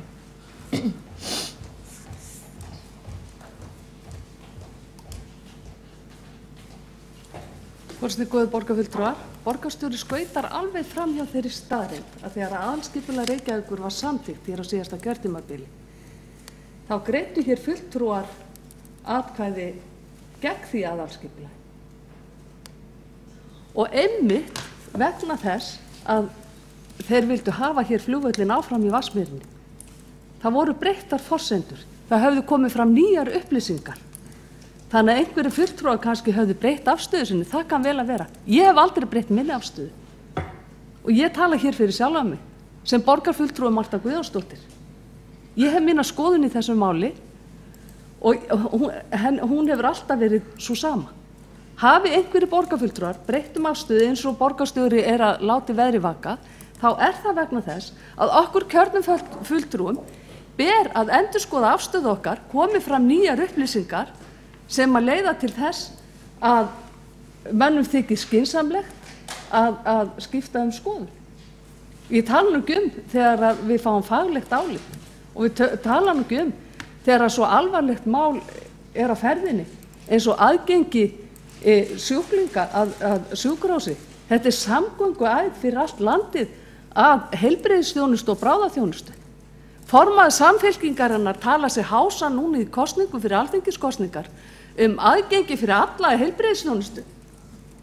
Það aðgengi fyrir alla heilbrigðisþjónustu, borgarstjóri, að þú beitir fyrir því að neyðarbrautinni sé lokað og þú allir alfarið að láta loka flugvellinum hér í Reykjavík? Marta Guðjónsdóttir, borgarfulltrúi, loki við að veita andsvar öðru sinni og andsvari svarar borgarstjóri. Forseti, ágæta borgarstjórn, ég vil nú þakka borgarfulltrúnum fyrir að rifja það upp að Sjálfstæðisflokkurinn var sannarlega klofinn í afstöðu sinni til aðalskipulagsins og það væntanlega enn. Og svolítið óþægilegt að ræða fjarstæddamenn, en það alveg rétt hjá borgarfulltrúnum, ef ég skildi hana rétt, að hún var að rifja það hér upp að annar tveggja borgarfulltrúa Sjálfstæðisflokksins sem greiddi atkvæði gegn aðalskipulaginu var einmitt nefndur borgarfulltrúi Júlíus Vífill Ingólfsson sem hafði falast eftir Skerjafjarðarlandinu til uppbyggingar. Þannig að það alveg rétt, hann snerist þarna algjörlega á punktunum í þessu máli, en ég held að hann hafi gert það einmitt vegna þess að hann taldi að vera hægt að byggja í Skerjafirði en samt reka flugvöllinn áfram, eins og eiginlega bara allir hafa talið. Og það líka réttu borgarfulltrúanum að hún talar í þessu máli fyrst og fremst fyrir sína eigin hönd en ekki fyrir flokksins hönd vegna þess að hann klofinn í þessu og það auðvitað ákveðin galli en við hinn verðum bara að lifa við það. Ég held að sé fullt af velmeinandi fólki í þessu samfélagi sem vill að þessu erfiða og eins flókna deilumála verði ráðið til lykta á einhvern yfirvegaðan og góðan hátt sem allir geta að lifa við. Og ég held að þessi nefndaskipan sem að borgarfulltrúi nefndi sé ágætlega til þess fallin og bind nokkrar vonir við hana þó að ég játi að auðvitað hún fer hún af stað þegar starfsstjórn, það eru alþingiskosningar framundan og alls konar óvissa sem að við auðvitað vitum ekki nákvæmlega hvernig lyktar. Og við borgarstjóri loki við að svara andsvari öðru sinni, andsvarinu telst lokið en Marta Guðjónsdóttir gerir stutta athugasemd við andsvör borgarstjóra. Forseti, góðir borgarfulltrúar, það rangt sem kemur fram í máli borgarstjórans að ég tali hér eingöngu fyrir mína hönd. Ég var eingöngu að segja það að ég hefði allan tíman og aldrei skipt skoðun í þessu máli. Það var það sem ég var árétta. Ég ætla að upplýsa borgarstjórunum það að allar landsfundarsamþykktir mörg ár aftur í tíman kveða á það hjá Sjálfstæðisflokknum að flugvöllurinn sé í óbreyttri mynd í Vatnsmýrinni. Við héldum stórt Reykjavíkurþing nú á vordögum. Þar voru allir sammála það að flugvöllurinn yrði áfram í Vatnsmýrinni í óbreyttri mynd. Við í Sjálfstæðisflokknum, við viljum nefnilega aðgengi allra að heilbrigðisþjónustu. Ólíkt Samfylkingunni sem vill bara aðgengi fyrir suma og vill loka þessum flugvelli og þessari neyðarbraut. Þetta ekki beint trúverðugur málflutningur þegar við segjast vilja heilbrigðisþjónustu fyrir alla núna rétt fyrir alþingiskosningar. Marta Guðjónsdóttir, borgarfulltrúi, loki við að gera stutta athugasemd og borgarstjóri biður einnig að gera stutta athugasemd. Forseti, ágæta borgarstjórn. Seint ætla ég að kalla sjálfa mig einhvern sérfræðing í landsfundarsamþykktum Sjálfstæðisflokksins, en þó man ég nokkuð skýrt eftir því að landsfundur Sjálfstæðisflokksins 2013 álykta að flugvöllurinn í Vatnsmýri ætti að vera rekinn áfram á tveimur brautum. Og þetta er þetta fræðast í ágætri grein Njáls Trausta Friðbertssonar sem að hann skrifaði og hann lýsti því á opnum fundi á Akureyri þegar þetta var rifjað upp að þetta hafi verið málamiðlun milli hans og Gísla Marteins Baldurssonar, þáverandi borgarfulltrúa. Þessu má fletta hægilega upp á Veraldarvefnum og ég held ég muni ártali rétt, en allavega liggur þetta skýrt fyrir skriflegum heimildum bæði á vef flokksins og í nefndri grein Njáls Trausta og víðar.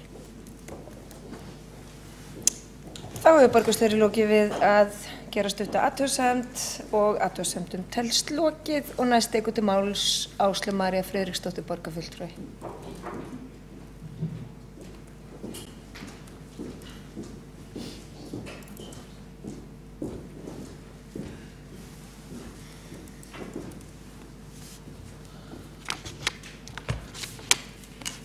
Forseti og borgarfulltrúar,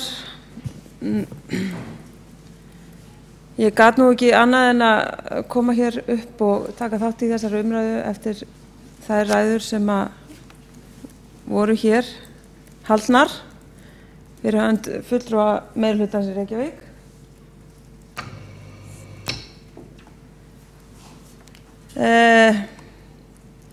Manni finnst náttúrulega bara alveg ótrúlegt að það sé hægt að halda slíku fram eins og borgarstjóri gerir hérna á það. Og nú var ég veist að segja borgarfulltrúi Dagur B. Eggertsson, fullur nafni og titil. Ég er ein af þeim sem að studdu aðalskipulag Reykjavíkur þegar það var samþykkt 2014. Enda voru þá ákveðnar forsendur í gildi. Hins vegar héldu þær ekki lengi og héldu ekki inn í kjörtímabilið. Það var alveg ljóst að fjölgun ferðamanna sprengdi áætlanirnar í aðalskipulagi Reykjavíkur strax í byrjun kjörtímabilsins. Enda kröfðust við þess strax sjálfstæðismenn að það yrði tekið upp með hliðsjón af þeim vexti sem varð í ferðaþjónustunni, en á það var ekki hlustað. Það er algjörlega ljóst að sá íbúaskortur sem hefur orðið í Reykjavík er bæði vegna þess að hér var miklu meira álag og miklu meiri eftirspurn eftir íbúðum heldur en við sáum fyrir þegar aðalskipulag Reykjavíkur er samþykkt 2014. Þá voru ákveðin þéttingarsjónarmið í gildi sem enn eru góð, að mínu mati, sem enn eru góð og ekkert á að hverfa frá. En af því að það verið einblínt og ríghaldið í þau, þrátt fyrir algjörlega nýjar aðstæður, þá er búið að framkalla miklu meiri skortstöðu heldur en þurft hefði að vera. Og þetta því miður skrifast alfarið á borgarstjóra og meirihlutann í Reykjavík. Með þessu móti er hann beinlínis að stuðla því að fólk, sérstaklega efnaminna fólk, hefur ekki lengur efni á því að búa í borginni. Og það er bara einfaldlega orðin stefna meirihlutans í Reykjavík.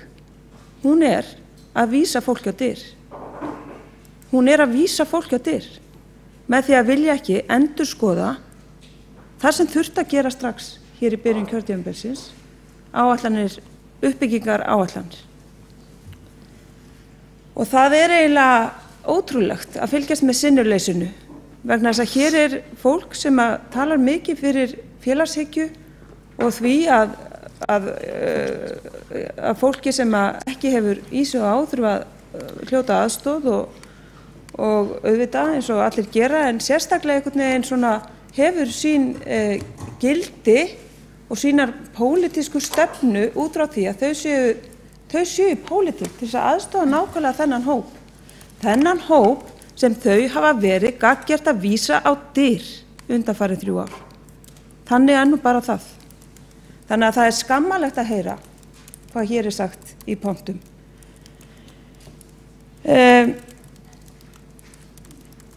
það má líka segja það að borgin stendur ekkit lengur, hún stendur ekki undir því nafni að vera fjölmenningaborg sem tekur á móti fólki sem í neyð. Reykjavíkurborg getur varla tekið á móti flóttamönnum því hér ekkert húsnæði. Nú ef að menn hér í meirihlutanum vildu hlusta til dæmis á ráðgjafa Rauða krossins sem uppgefnir benda á þetta, það erfitt eða bara okkar ráðgjafa hér í Reykjavíkurborg sem vinna hjá velferðarsviði, sem að fást við þann vanda sem steðjar að fjölskyldum sem ekki hafa þak yfir höfuðið og einnig því að þau eru að vinna að koma flóttamönnum í skjól. Það eru engin úrræði, það ekkert í boði. Það búið að vera bara kuldinn einn sem mætir hér fólki sem þarf ykkur aðstoð. Þetta bara því miður stefnan sem að fólk finnur, svo kalda stefna sem blasir við fólki sem að reyna að hjálpa sér í borginni. Meðan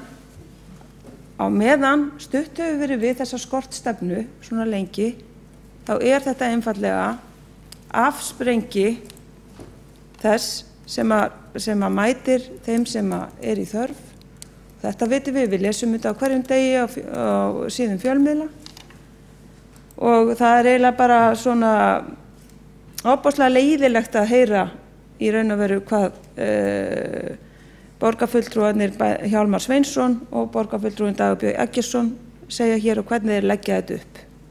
Mér finnst það bara ekki sanngjarnt. Nú vilja þeir gefa sig út fyrir að vera sanngjarnir menn eins og kom hér fram í ræðum þeirra. Ég get ekki séð neina sanngjarni í þessum ræðum.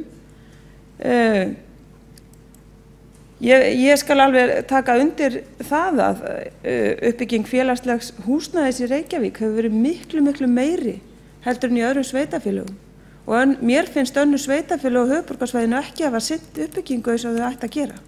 Þar ég algjörlega sammála þeim félögum sem hér töluðu og hef auðvitað viðrað þau sjónarmið mjög oft, enda eru þau bara rétt.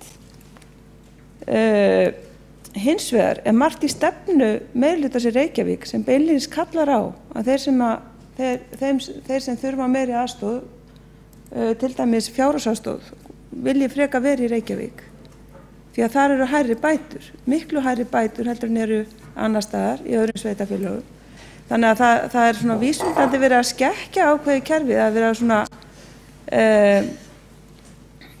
hvað maður að segja, gera það eftirsóknarverðara að búa í Reykjavík ef þú þarft mikla aðstoð að halda.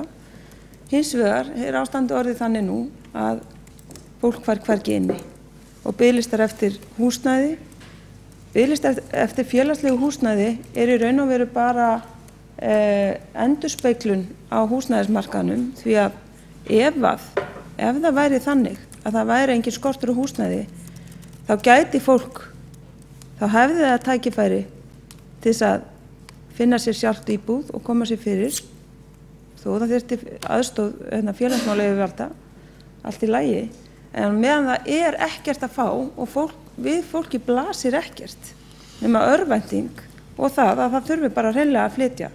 Það eru bara skýr skilaboð, það ekki lengur velkomið.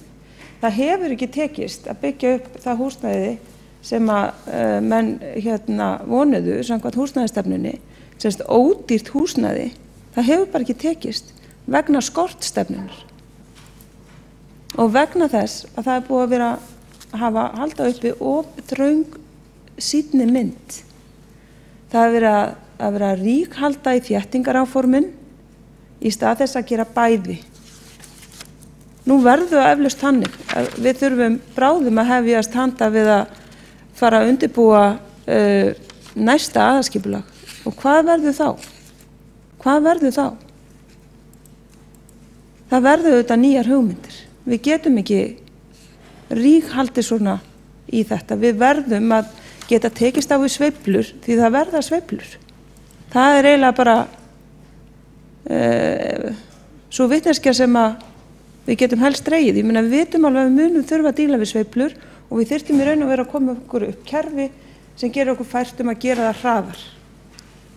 Því miður tókst það ekki á þessu kjörtímabili.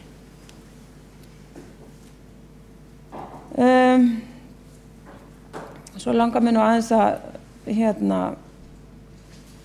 fara yfir það að mér finnst ótrúlegt að heyra það hér hjá borgarstjóra Degi B. Eggertssyni að hann skuli telja það vera einhvers konar örvænting og taugaveiklun, ég man nú ekki hvernig hann orðaði það, hjá Sjálfstæðisflokknum, að taka það hér upp, að það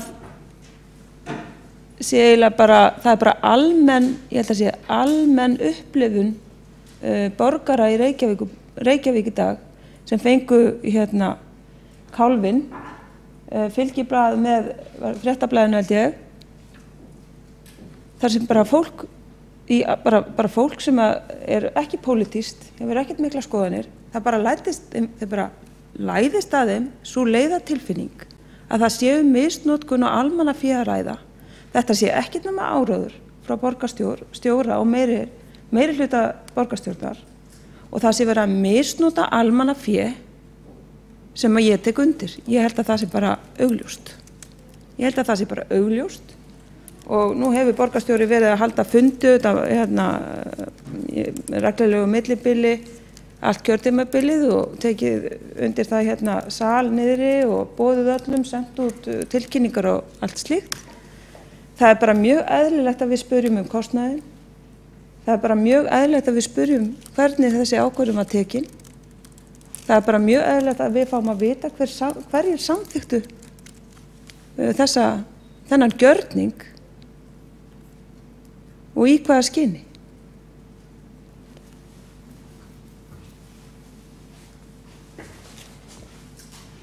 Ég held ég láti þetta nú bara gott heita, nema kannski að fara aðeins út í það og kannski að ítreka það að það hefur ekki tekist að byggja upp ódýrt húsnæði fyrir efnaminni fjölskyldur, það bara hefur ekki tekist.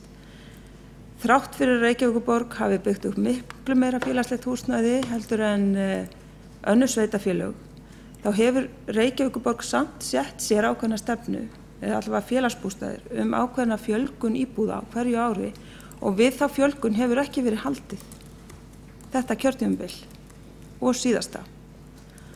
Og við höfum auðvitað gagnrýnt það að því sjálfu sér ætti borginni auðvitað reyna að fylgja sinni eigin stefnumörkun og þetta hefur við gagnrýnt margoft.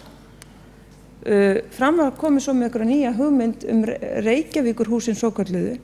Við hefum nú ekki séð þau líta dagsins ljós en þetta þótti einhver ægilega mikil hugmyndafræði og spennandi hér í upphafi kjörtímabils. Það er nú komið að lokum og ekki sést hangur að tetur af því sem átt að vera svona frábært og leysa öll vandamál hér í borginni virtist vera í upphafi kjörtímabilsins. Þá höfum við heldur ekki séð árangurinn í því að þau fyrirtæki sem ekki eru rekin með hagnaðarsjónarmiðum, að þau nái þeim árangri sem við vonum öll að náist. En nú til dæmis er eitt slíkt fyrirtæki Búseti með íbúðir sem við sjáum alveg, þær eru allt of dýrar. Þær eru allt of dýrar því kostnaðurinn er bara of dýr við uppbyggingunum. Við sjáum það alveg að fólk sem ekki er fært að afla sér tekna sjálft ræður engan veginn við þetta húsnæði. Það er ekki nokkur leið. Félagslegt húsnæði líka orðið allt of dýrt. Þannig að við þurfum að setjast niður og endurhugsa þessa húsnæðastefnu frá grunni. Það er ekki hægt að láta fólk bíða lengur.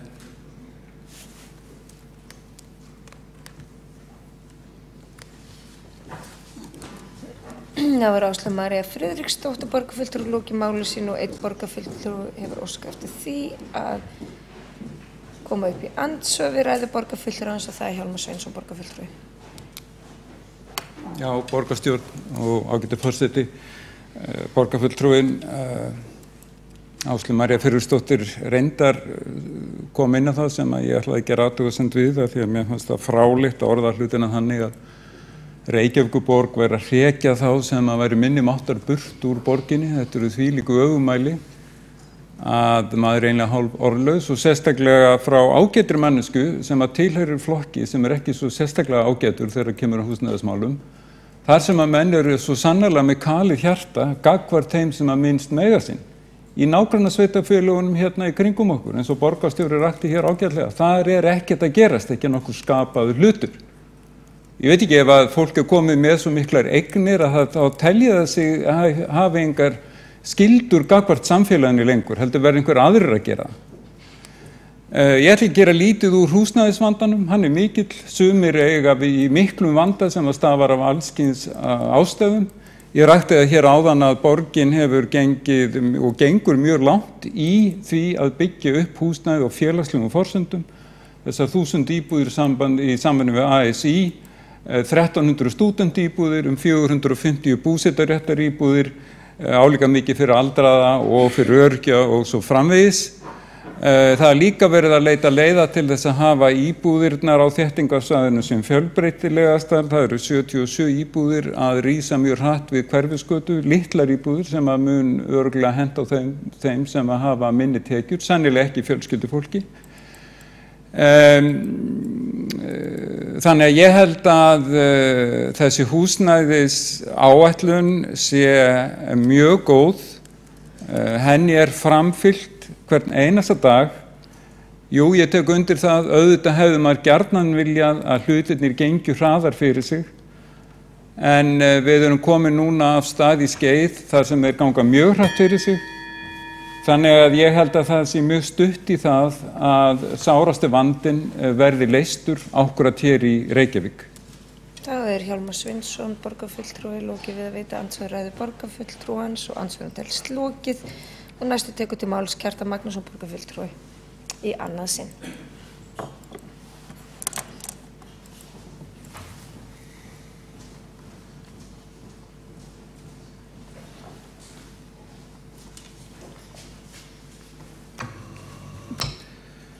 Forseti, góðir borgarfulltrúar. Ég ætla að hnykkja á nokkrum atriðum úr fyrri ræðu og bregðast aðeins svörum við þeim sem voru að sömu leyti málefnalega og öðru leyti ekki. Ég vil varðandi söguna, borgarstjóri koma síðan inn á byggingamál aldraðra og hvernig hefur verið staðið að þeim, og ræðu minni var að gagnrýna aðgerðarleysi þessu skyni vegna þess að ég nefndi þau sem dæmi byggingafélög sem voru tilbúin að láta til sín taka á síðasta kjörtímabili en fengu ekki lóðir. Og þrátt fyrir að vera reiðubúin að hefjast handa. En þetta hluti á sögunni núna, þetta gagnrýndu við sjálfstæðismenn á síðasta kjörtímabili og lögðu fram tillögur það að úr þessu yrði bætt og í framhaldinu komst hreyfinga á þessi mál. Breytir ekki því að ég held að það sé alveg rétt hjá mér að á kjörtímabilinu 2010 til 2014 þá fengu þessi byggingafélög aldraðra og þá erum við að tala samtök aldraðra eins og félag eldri borgara og Hrafnista og Búmenn, þá fengu þeir yngri lóð úthlutað þrátt fyrir að flest þessari félaga, eða ef ekki öll væri tilbúin að gera meira, að fá lóðir þá til þess að hraða uppbyggingu. En þessi byggingafélög eru flest núna búin að fá fína lóðir, þannig að ég held að þeirra mál þau eru miklu betra horfi núna heldur en þeir voru á síðasta kjörtímabili, en þá hefði vissilega mátt standa betur að verki. Nú, borgarstjóri fór síðan í merkilega umræðu lóðaverðið, blessaða lóðaverðið og hvar gróðin félli til og hvar honum yrði ráðstafað. Og það kannski ekki eins langt á milli okkar borgarstjóra þessum efnum eins og hann sumir telja. Við tökum alveg undir það að það skiptir þetta miklu máli hvernig staðið að þessu, og við höfum líka að hafa í huga að þetta, það alltaf öðruvís að leysa þessi mál þar sem ef það mikill skortur fyrir hendi eða ekki. Ég held að við borgarstjóri getum verið að sammála það að það sé alltaf því óæskilegt í fyrirkomulagi þar sem eru fáar lóðir og mikill lóðaskortur að úthluta þá bara öllum lóðunum til verktaka, vegna þess að þá erum við nánast búin að gefa þeim veiðileyfi á almenning, eða mikill lóðaskort þá hækkar verðið eins og við gestir Reykjavík. og þetta finnst okkur ekki æskilegt að lóðaverð spennist á okkur öllu valdi til þess að ákveðnir aðilar græði en almenningur þurfi að blæða. Það er auðvitað ekki æskilegt. Og samvinna við félög ein leið til þess að leysa þennan vanda og bara svo þá komið fram þá höfum við Sjálfstæðismenn, ég held að við höfum stutt alla þessi samninga við félög sem verið að gera, en þetta er ekkert ný uppfinning. Þetta er fyrirbæri sem hefur verið notast við í Reykjavík áratugum saman og hygg hafi byrjað í valdatíð Sjálfstæðismanna á sínum tíma. Við sjáum og það var ekki bara kannan það er örugglega eitthvað vitneskja til það á Árbæjarsafni. Það eru mörg hús, mörg fjölbýlishús í Reykjavík, margvíslegt húsnæði í Reykjavík sem er byggt runni með félagslegar áherslur í huga eða samvinnu borgarinnar við hinn og þessi félög í huga, ekki síst stéttarfélög. Þið þekkið allar þessar kennarablokkir og símamannablokkir og svo framvegis. Þarna var þetta það að ræða að félög fengu úthlutað lóðum, byggðu fyrir sinn reikning og ég hef ekki tölu öllum þeim félögum sem gerði það. Og sumt var þetta byggt í lóðaskorti og þá kannski var komið í veg fyrir það að það væri, svo má segja, okrað á þessum íbúðum. Annað var byggt þegar það var nóg lóðaframboð og þá kannski skipti það minna máli.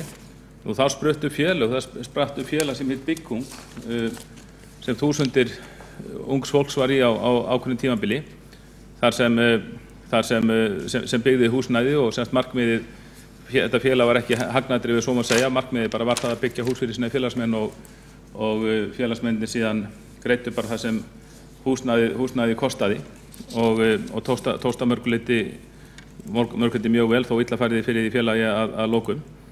En ég held að það sé bara sjálfstætt hvetja til þess að við virkjum félögin í borginni, stéttarfélög og aðra til þess að leysa húsnæðisvandann með okkur.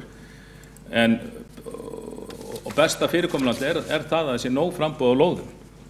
Ég er ekki að tala um offramboð, en ég held í fram fullum fetum að ef við hefðum haldið áfram, ef þeirri stefnu hefur verið haldið áfram, svo stefna sem Sjálfstæðisflokkurinn mótaði á sínum tíma þegar það var nóg lóðaframboð og vinstrimennir þetta gagnrýndu þá og kölluðu það lóðabanka, töluðu að til dæmis þegar Grávogur var byggður á sínum tíma, ég held að enginn sjá nú eftir því núna, en vinstrimenn voru mjög á mótunum og þar var mikið landbrotið undir lóðir og búin til svokallaða lóðabanki, þá sögðu hægrimenn hinn í borgarstjórn við eigum þessar lóðir á lager og svo bara sköffum við lóðir eftir sem eftirspurn eða spurnir eftir þeim. Og sumir lögðust gegn því, vinstrimenn, forverar Samfylkingarinnar til dæmis, Alþýðubandalagið, lögðust gegn því og ekki á þeim forsendum að þeir voru eitthvað móti því að fólki yrði úthlutað ódýrum lóðum. Þeir voru Sigurjón Pétursson, sá mæti maður og mörgulíti framsýni maður og borgarfulltrúi Alþýðubandalagsins sem stóð fyrir mörgum góðum verkum í borgarstjórn.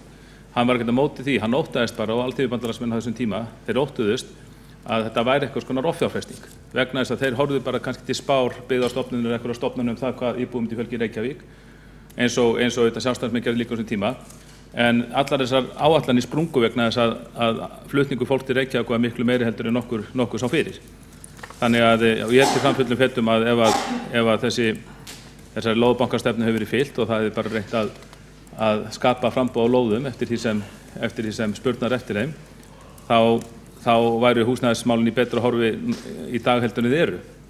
Og sjálfsögðu þétting byggðar var bara kall tímans. Að sjálfsögðu sé ég fyrir mér að samhliða því að borgin hefði úthlutað lóðum, skaffa lóður í nýbyggingarhverfum, þá hefði líka átt sér stað ákveðin þétting byggðar. En það hefur bara sýnt sér að þessi þétting byggðar, hún hefur ekki dugað til þess að leysa þennan húsnæðisvanda. Ef okkur takist að skapa hér ástand þar sem væri nægt lóðaframboð, þá gæti fólk bara ráðið í hvort það færi í félagslega lausnir, hvort það færi til síns stéttarfélags og keypti íbúð þar sem væri bara í góðu lagi, hvort það færi í búseta eða leigufélag sem fengi líka ódýrar lóðir eða bara byggði sjálft. Bufferinn eða sem sagt svigrúmið væri þá þetta fyrir því að ef að einhver aðili frestaðist til að okra og það hefur alveg komið fyrir, auðvitað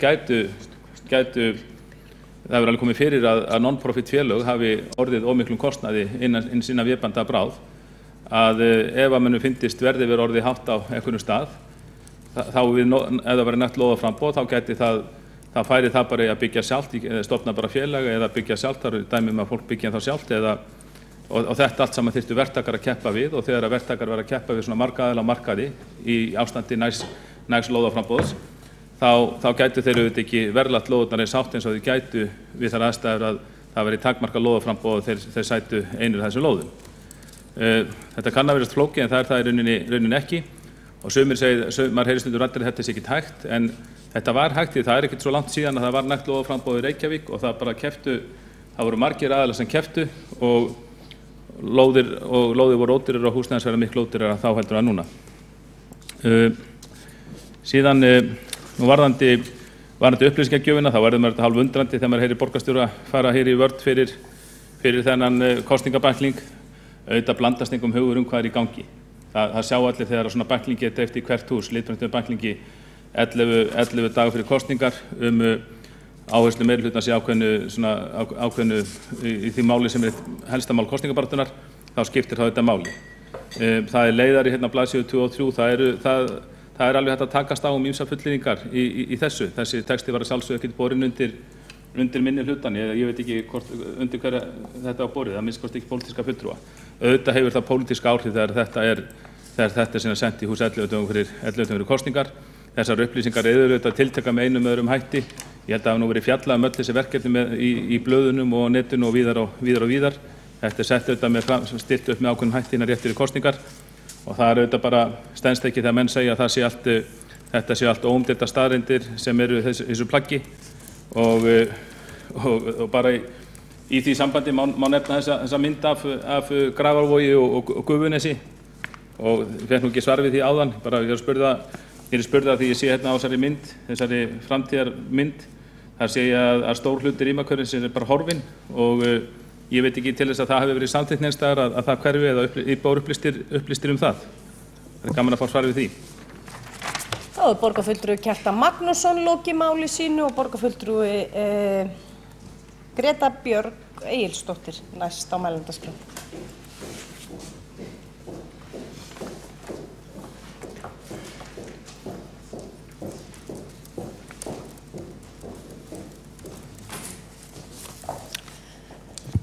Forseti og ágæta borgarstjórn, maður getur nú ekki látið hjá líða að koma upp og fá hans að taka þátt í þessari umræðu. Ég ætla nú svo sem ekki að hafa mörg orð húsnæðisáætlunina sjálfa þar sem hún hefur oft áður verið rædd hér í þessum sal og ég tel kannski ekki ástæðu til þess að vera með neitt mjög langt mál hana.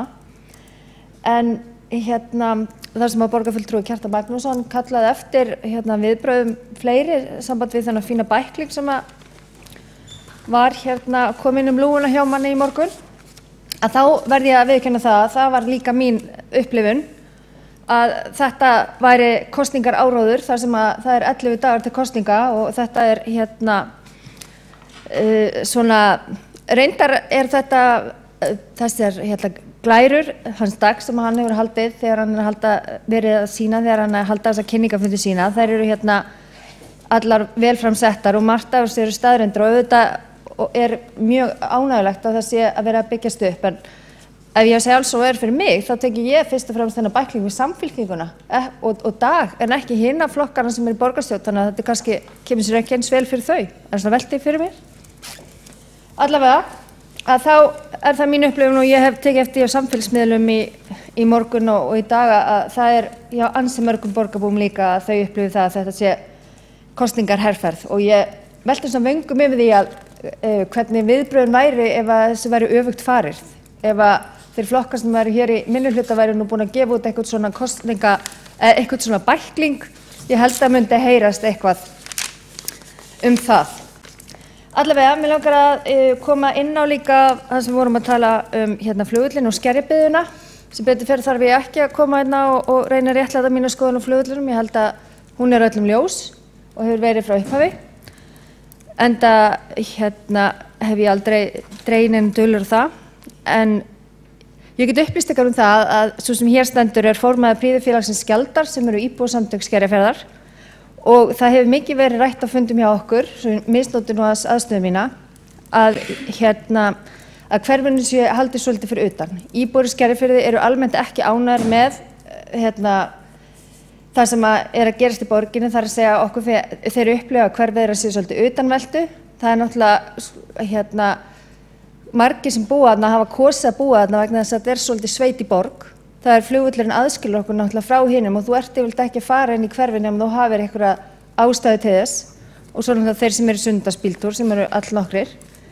En þetta er líka sérstæðan sem fólki hefur að sækjast eftir og sem kannski að gera það verkum að við erum svolítið út úr. En ég veit að íbúar kalla eftir því í þessu hverfi að okkur verða kynntar þær hugmyndir sem þegar eru komna fram Skerjabyggðina og ég vænti þess að við munum senda borgarstjóra þá bréf þess eðlis fljótlega, vegna þess að það er ekkert allir íbúarnir jafn ánægðir með það að það sé að fara að koma þannig að 800.000 íbúa byggð við endan á hverfinu okkar, vegna þess að þetta er eins og ég segi, það sem að fólk er að sækjast eftir þarna er svolítið sveit í borg, en við getum nú rætt það betur síðar. Já, í sambandi við þessa þéttingarstefnu þá var ég nú á húsnæðisþingi ásamt fleirum hér inni og meðal annars borgarstjóra í gær, þar sem að kom fram í máli verktaka að það væri 50% dýrara að byggja á þéttingarsvæðum og að verktakar væru farnir að hugsa sér tvisvar þegar komið að því að byggja í Reykjavík og hvað þá í miðbænum, vegna þess að það væru ýmis flækjustig sem að fylgdu því og það voru nefnd dæmis og plássleysi til athafna og ýmis samráð sem þarf að hafa og allt þetta sem er eðlilegt þegar er byggt á þéttingarsvæðum. En ég held að það hefði geta verið allavega kannski ekki komið í veg fyrir vandann en allavega kannski dreigð úr honum ef að það hefði verið úthlutað fleiri lóðum utan þéttingarsvæðis samhliða. Já, og það sem að ég hef kannski mest áhyggjur af núna er þetta unga fólk sem á kannski lítið eigið fé og hefur ekki tækifæri til þess að leggja til hliðar og við fengum þarna nokkra dæmisögur á húsnæðisþinginu í gær og sem er mjög erfitt að horfa upp á og við fögnum því að það séu byggingarfélög án hagnaðarsjónarmiða að koma inn og byggja íbúðir sem eiga að koma til móts við vanda þessa fólks, en ég held að við hefum þurft að byrja kannski fyrr og ég held að þessar margar af þessum íbúðum sem verið að byggja núna á þessum þéttingarsvæðum í borginni, því miður, þetta eru á góðum svæðum og flottar staðsetningar og ábyggilega yndislegar íbúðir, en ég held því miður að mikið af okkar unga fólki muni ekki hafa efni á því að eignast þessar íbúðir og þá er spurning, erum við að gera nóg til þess að koma til móts við þennan hóp? Velti fyrir mér. Takk. Það var borgarfulltrúi Greta Björg Egilsdóttir loki máli sínu og þá ekki fleiri hvatt sér hljóðs undir þessum dagskrárlið og telst umræðu lokið. Við göngum til í annan dagskrárlið sem er tillaga borgarfulltrúa Sjálfstæðisflokksins um að afnema bann við kynningum á íþróttar- og tómstundastarfi á skólatíma. Þá tekur tillögu flytjandi borgarfulltrúi Marta Guðjónsdóttir fyrst til máls.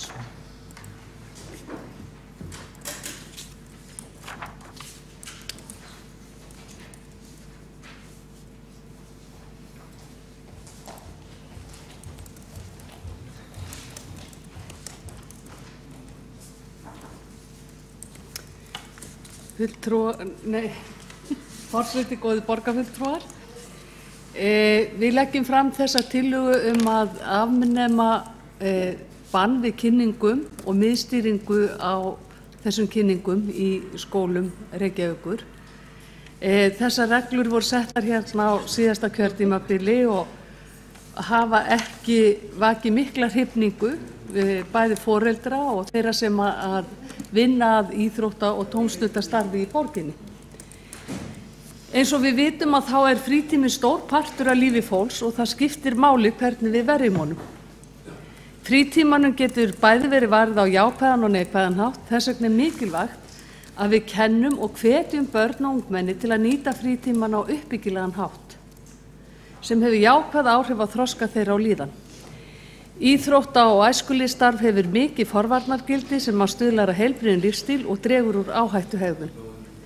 Þess vegna er mikilvægt að leita sér allra leiða til að kynna slíkt starf og hvetja börn og unglinga til þátttöku í því. Til langs tíma þá gátu íþrótta- og æskulýðsfélög komið í skólana og kynnt starfsemi sína fyrir nemendum En eins og ég sagði áðan, á síðasta kjörtímabili þá var breytinga á þessu og þessar kynningar bannaðar. En eftir miklar kvartanir og ábendingar, bæði foreldra, kennara, skólastjórnenda og þeirra sem að starfa að íþrótta- og æskulýðsmálum, voru þessar reglur teknar til endurskoðunar og þær liðkar eitthvað lítillega til. En þó ekki þannig að það væri skýrt að íþrótta- og æskulýðsfélögum væri heimilt að kynna starfsemi sína í grunnskólum Reykjavíkur. Mikilvægt er að efla þessar kynningar til að vekja áhuga barna, unglinga og heilbrigðu og uppbyggilegu tómstundastarfi, sérstaklega í þeim nemendahópum þar sem þátttakan er minnst. Reynslan af þessum kynningum hefur sýnt sig að þær geta skipt verulega miklu máli og veiga miklu máli og jafnvel skipt sköpum í að fá krakka inn í þetta starf. Við eigum að sjálfsögðu að treysta skólastjórnendum til að vera í góðu samstarfi við þau félög sem að bjóða upp á tómstundastarf og leyfa þeim að koma inn í skólana og skipuleggja þessar heimsóknir í samvinnu við þau, enda að ræða mikilvægt starf sem snertir lýðheilsu og forvarnir og það ætti að vera akkur fyrir samfélagið að sem flestir taki þátt í því.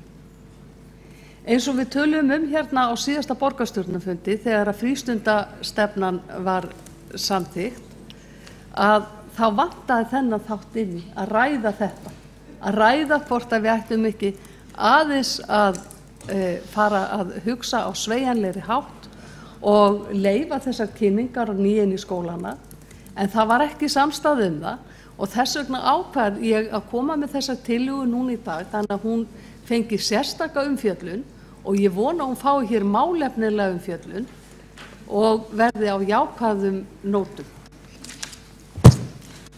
Marta Guðjónsdóttir borgarfulltrúi lokið máli sínu og næstu tekur til máls borgarstjóri. Forseti, ágæta borgarstjórn. Ég eiginlega svolítið undrandi á þessum tillöguflutningi vegna þess að þessum reglum var breytt í byrjun árs 2016 og hefur gengið mjög vel síðan. Ekki það að samkvæmt mínum skilningi var aldrei bannað að kynna íþrótta- og tómstundastarf í skólum. Hins vegar að þá fengum við ábendingar að það væri verið að túlka reglunar býsna þröngt, þannig að það setti íþrótta- og æskulýðsfélögum of mikla skorður til þess að koma á framfæri upplýsingum við börn og ungmenni í Reykjavík.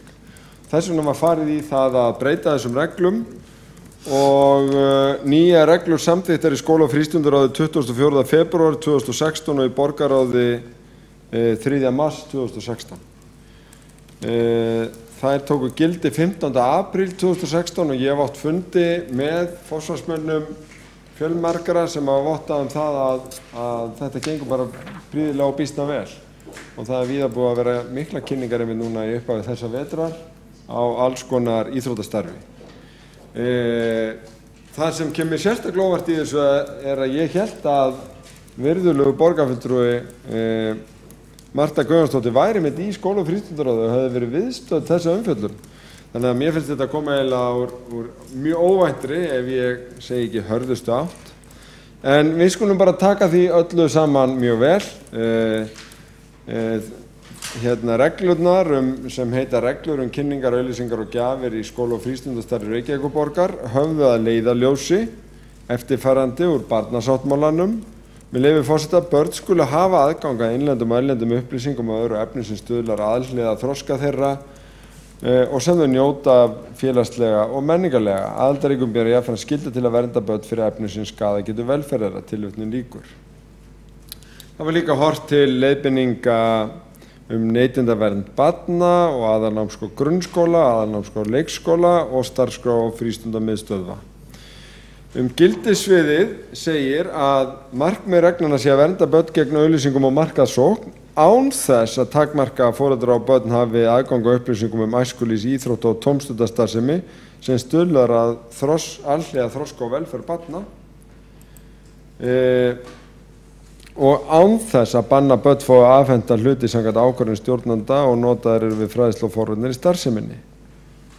Þannig að það segir hér í 1. grein og gæti bara ekki verið skýrara: kynningar til barna og unglinga á æskulýðs, íþrótta- og tómstundastarfsemi sem hluta námi eru heimilar í skipulögðu skóla- og frístundastarfi í samráði við stjórnendur og starfsfólk. Stærri og skipulagðar kynningar til barna og foreldra á úrvali æskulýðs, íþrótta og tómstundatilboða fyrir börn og unglinga í viðkomandi hverfi geta farið fram innan skóla- og frístundamiðstöðva starfstíma. Foreldrar leikskóla og grunnskólar á grunnskóla taka þátt í að móta stefnu skólum fyrirkomulag kynningu og tengst skóla við grenndarsamfélag í samstarfi við foreldrafélög, nemendafélög og hagsmunaaðila í nærsamfélaginu, til dæmis hverfisráð, hverfisíþróttafélög og félagasamtök og svo framvegis. Það líka búið að bæta sérstakann frístundavef, frístund.is, þar sem veittar eru upplýsingar frístundatilboð, meðal annars eftir aldri, efnisflokkum, tímabilum og hverfum og þetta hefur stundum verið kallað frístundagátt mentor líka. Þannig að tillagan algjör úr lausu lofti gripin, hún löngu úrelt, tillaga-laus og ég legg til að henni sé vísað frá. Og borgarstjóri loki máli sínu og 2 borgarfulltrúar óska eftir því að koma upp í andsvör við ræðu borgarstjóra og það Marta Guðjónsdóttir borgarfulltrúi sem fyrst kemur.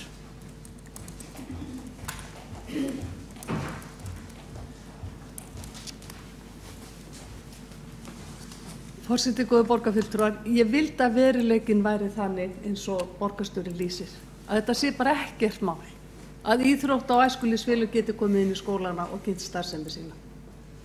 Það alveg rétt og ég sagði það í máli mínu áðan, að reglurnar, þær hefðu verið liðkaðar til, en þær voru bara ekki nógu skýrar og menn túlka þær ekki á sama hátt. Og svo líka að líta til þess að í mannréttindastefnu Reykjavíkurborgar lagt bann við því að trúfélög fari inn í skólana. Trúfélög eru skilgreind sem félagasamtök og þess vegna þurfti að setja á þetta bann að íþrótta- og æskulýðsfélög færu inn í grunnskóla og leikskóla Reykjavíkurborgar til þess að jafnræðis væri gætt. Borgarstjóri skautar fram hjá þeirri staðreynd.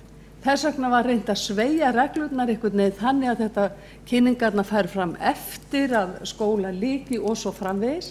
En þetta kemur einmitt mest niður á þeim hópum sem að við viljum kannski ná til. Þeirra barna sem stunda minnst íþróttir og æskulýðsstarf, eins og til dæmis innflytjendabörnin. Þess vegna færi betur á því og þess vegna legg ég fram tillöguna og þess vegna hún ekki úr lausu lofti gripin borgarstjóri, að við höfum þetta skýrar og við tökum ákvörðun það að þessar kynningar séu leyfðar. Við vitum vel að ef þjálfari kemur inn í bekk og kynnir íþróttina sína beint við krakkana á þeirra forsendum, að þá næra miklu betur til þeirra heldur en að sé einhver sérstakur fundur með foreldrum eftir að skólastarfi lýkur eða laugardagsmorgnum eða eitthvað því innlíkt, eða einhver stór fundur haldinn hér í Tjarnarsal Ráðhússins til þess að kynna starfsemina. Dettur ykkur í hug að innflytjendur mæti sérstaklega í Ráðhúsi til þess á svona kynningu, þegar að skólarnir hafa átt í nógu miklum erfiðleikum og íþróttafélögin að ná til foreldra innflytjendabarna. Nei, þeir ná til barnanna á skólatíma inn í bekknum þeirra. Nú Marta Guðjónsdóttir lokið við að veita andsvar við ræðu borgarstjóra og borgarstjóri svarar andsvari. Forseti, ágæta borgarstjórn, þetta úrlausnarefni í hverju hverfi en reglurnar alveg skýrar og þessi kynning velkomin í skólanum í samvinnu við skólastjórnendur og þetta ráða þeir hvernig þessu best hagað. En þetta hefur gengið bara býsna vel og ég heyri það víðar úr borginni. Ef það kom einhver dæmi upp þá auðvelt að vinna úr þeim á grundvelli reglana sem hafa gilt núna í 1,5 ár. Nú, það má þetta velta fyrir sér hvort það ætti að gera bækling og senda inn á hvert einasta heimil í borginni þar sem ítalega væri fjallað þær frístundir sem eru í boði, en ég efast við náum því fyrir alþingiskosningar eins og hér hefur verið komið. Það er borgarstjóri lokið við að svara andsvari og öðru þú hefur annað andsvar. Og þá kemur Marta Guðjónsdóttir upp í annað sinni andsvar við ræðu borgarstjóra.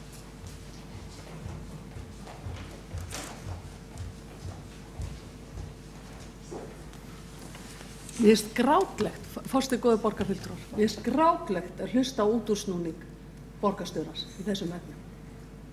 Hvort það ekki að fara að gefa hér út bækling. Er hann að gera gys að borgarbúum? Er hann að gera gys að borgarfulltrúum sem af heilum hug vilja efla þátttöku barna í skipulegðu íþrótt- og tómstundastarfi hér í borginni? Finnst honum þetta sæmandi? Marta Guðjónsdóttir lokið við að veita andsvar öðru sinni og andsvari svara borgarstjóri. Forseti, ágæta borgarstjórn, ég ger alls ekki gys að góðum höfuðborgarfulltrúans til þess að tryggja öllum börnum þátttöku í skipulögðu íþrótt- og æskulýðsstarfi. Þar einfaldlega slá hjört okkar algjörlega í takt og við höfum lagt mikið upp úr því, ekki bara staðið að auknum kynningum í einstökum hverfum eins og til dæmis í Breiðholti þar sem að við höfum séð að það er minni þáttaka, heldur líka brugðist við ábendingum að það væri ekki nægilegt aðgengi með því að breyta reglunum. Ég geri eins og að gys að því og finnst algjörlega hlægilegt að tromma hér upp með tillögum að afnema bann sem er ekki í gildi. Það er beinlínis í gildi reglur sem tryggja aðgengi barna að þessu. Og já, það er hlægilegt, en þar er ég ekki að gera neitt gys að borgarbúum sem fá þessar kynningar inn, eða börnum þeirra sem fá þessar kynningar inn í skólanum. Ég er svolítið að beina spjótum að borgarfulltrúnum sem er að reyna þyrlubekkur í ríki og sláseti rittara með að afnema reglur sem hafa aldrei verið í gildi og láta lítið út fyrir að sé til eitthvað bann þó að í gildi séu mjög skýra reglur sem að leyfi allt það sem borgarfulltrúin er að tala fyrir. Og það er já, svolítið hlægilegt. Borgarstjóri lokið við að svara andsvar öðru sinni og andsvarum talist lokið og Marta Guðjónsdóttir borgarfulltrúi hefur óskað eftir að gera stutt athugasemd.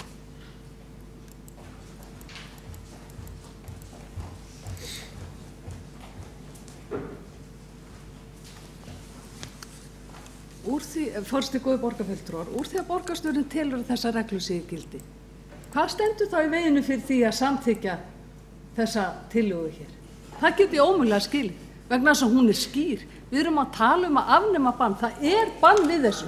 Það er ekki leyft að fara inn í kennslustundir og kynna íþrótt- og tómstundastarf. Og það er ekki rétt sem borgarstjóri segir að þetta hafi bara gengið afskaplega vel í skólum í borginni að kynna þetta starf. Nei, það gerir það ekki. Íþróttafélögum hefur verið meinað að koma inn í skólana. Hér situr formaður íþrótt- og tómstundaráðs og hann veit vel að þeir sem að sitja í ráðinu sem áheyrnarfulltrúar frá íþróttarhefingunni með okkur, þeir vita það líka að íþróttarhefingin og íþróttafélögin fá ekki að koma inn í skólana og aðgengið er ekkert allt og gott. Þess vegna þurfa reglurnar að vera skýrari. Við þurfum að skýra þessar reglur betur og við þurfum að segja það og meitla það í stein að þetta bann sé afnumið. Marta Guðjónsdóttir lokið við að gera stutta athugasemd og borgarstjóri gerir einnig stutta athugasemd. Forseti ágæta borgarstjórn. Tillagan er skýr, hún fjallar um að afnema bann, en það er líka skýrt að það er ekkert bann í gildi. Þannig að tillagan er bara della og rugl og alveg ótrúlegt að þessi stutta umræða þar sem ég er búin að meðal annars lesa gildandi reglur skulu ekki duga til þess að hrekja borgarfulltrúan af því og segja bara gott og vel, ég styð reglurnar sem segja að kynningar til barna og ungmenna séu heimilar í samráði við stjórnendur og starfsfólk skólanna. Er það ekki það sem við viljum? Hættum að þrætum þetta, vísum þess tillögu frá, hún er einfallega ótæk vegna þess að það er ekkert bann í gildi. Þetta er heimilt. Borgarstjóri lokið við að gera stutta athugasemd og athugasemdum telst lokið og næst tekur til máls Sveinbjörg Birna Sveinbjörns. Nei. Þá er andsvörum ekki lokið. Kjartan Magnússon borgarfulltrúi hefur óskað eftir því að koma upp í andsvörum við borgarstjóra.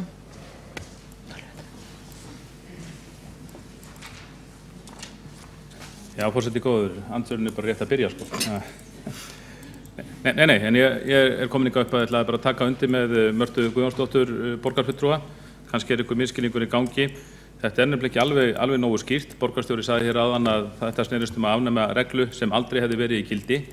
Og það er ekki rétt. Það var mjög skýrt að á síðasta kjörtímabili þá breytti meirihluti eða setti meirihluti Samfylkingar og Besta flokksins eða Besta framtíðar þessa reglu um að takmarka eða hætta alveg slíkum heimsóknum eða það var ekki lengur kostur á því að íþróttafélög og æskulýðssamtök gætu komið í skólana með þeim hætti sem hafði þá verið hefðin áratugaskeið og þetta olli ákveðnu uppnámi og leiðindum og forsvarsmenn þessara félaga kvörtuðu við okkur borgarfulltrúa við því að þetta eru ekki félög, þetta eru svona non-profit félög eins og við segjum, þetta eru ekki félög sem eru með digra sjóði til þess að auglýsa sig og þarna höfðu þau áratugum saman gengið í bekki til að kynna starfsemi sína, alltaf í samráði við ákveðna skólastjóra. Auðvitað gat það komið fyrir að það væri ómikið af því góða, þá var það bara skólastjórans að sjá til þess að hann þurfti að leyfa þetta, þannig að þeir sáum að þetta ekki ómikið, hafði bara gengið vel, en þarna var sem sagt, þessi regla var sett og margir sem mótmæltinni, menn kvörtuðu yfir því að hún drægi úr afli þessara félaga henni í skólunum, eða í kynningarstarfi sínu, og það er rétt að borgarstjóra að þessu var breytt í fyrra, en það er eins og hafi ekki verið kveðin og sterta orðið að hafa verið eitthvað svona hálfkátt því að við fáum ennþá kvartanir yfir því frá íþróttafélögum og æskulýðssamtökum, jafnvel frá skólastjórum, að þetta sé ekki nógu skýrt. Þannig að tilgangur með þessari tillögu er augljóslega sá að skýra máli. Það er ekki nógu skýrt fyrst maður fari ennþá athugasemdir. Ég hef fengið fyrirspurnir frá skólastjórum sem spyrja mig hvernig þeir eigi að skilja þessa breytingu sem var tekin upp. Og ég held að það sé bara gott tækifæri til þess að samþykkja tillöguna, kveða þá bara skýrt að orði og til að við þurfum ekki að vera að deila það í borgarstjórn og allra síst að vera að gera gys að því og grín eins og borgarstjóri gerði hér áðan. Kjartan Magnússon, borgarfulltrúi, lokið við að veita andsvari borgarstjóri. Forseti, ágæta borgarstjórn, þetta er alls ekki óskýrt og reglunar eru góðar og ég skal bara þegar á þessum fundi senda öllum viðstöddum borgarfulltrúum afrit af þeim, þannig að ef að þeir fá tölvupóst þar sem einhverjum finnst þetta óljóst og geta framsent reglunar til viðkomandi. Máli leyst. Borgarstjóri lokið við að svara andsvari og andsvörin til slokið og næst tekur til máls Sveinbjörg Birna Sveinbjörnsdóttir, borgarfulltrúi.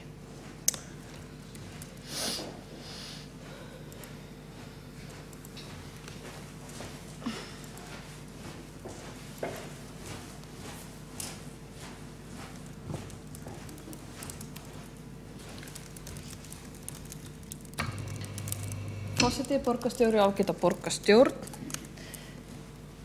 Það er eitt sem ég hjó eftir hér í ræðu borgarstjóra áðan og það var það sem að virðist vera sameiginlegt og líklega það sem hvetur borgarfulltrúa Sjálfstæðisflokksins Mörtu Guðjónsdóttur til þess að setja fram þessa tillögu er að það hefur verið einhvers konar ekki misskilningur en svona, já, einhver vafi þessa túlkun á þessu. Ég held að við séum öll sem setjum hérna inni sammála það. Og það er nú þannig að vald skólastjóra er mjög mikið. Vald skólastjórana, við treystum þeim til þess að ákveða hvaða lestraraðferð er beitt við að kenna börnunum okkar lestur. Þeir fá að velja hvernig innlegg og uppleggi er í stærðfræðikennslu, þar sem skólastjórarnir og svo í gegnum kennarana. Þeir hafa mjög mikið vald. Þeir hafa líka vald samkvæmt lögum sem við vorum nú að ræða hérna í aðdraganda frístundastefnunnar varðandi hvernig bara húsnæðinu er ráðstafað í skólunum. Og ég velti fyrir mig, við höfum oft rætt það hérna í þessu sal, hvort að við höfum ekki að reyna að nýta þennan vettvang okkar hérna í borgarstjórn til þess að fá upp opna umræðu hvort að sé hægt að gera einhverja hluti sem betur megi fara. Það er algjörlega ljóst, eins og oft með reglur, að þær eru settar til þess að ná fram ákveðnu markmiði, en síðan er túlkunin og framkvæmdin á þeim með mjög misjöfnum hætti og stundum gætir misskilnings og þegar það gætir misskilnings eða framkvæmdin er kannski ekki alveg eins og við borgarfulltrúar sem setja reglunar myndum vilja óska, þá tökum við reglunar upp og endurskoðar. Þess vegna finnst mér svolítið hart hjá borgarstjóra að ætla að gera við tillögum að fellana væri ekki leið að koma með og vísa henni til skóla- og frístundaráðs og íþrótta- og tómstundaráðs til þess að fara og hreinlega fara í það hvort að og í þá umræðu þar innan þeim sviðum eða í þeim ráðum hvort það sé ekki til þess að skerpa á reglunum, en frekar heldur en hefur verið gert, af því eins og borgarstjóri sagði og þurfa að fara í söguna, það voru settar, þar hafa verið lagfærðar og leiðréttar og það virðist vera kannski tilefni til þess að gera það enn frekar.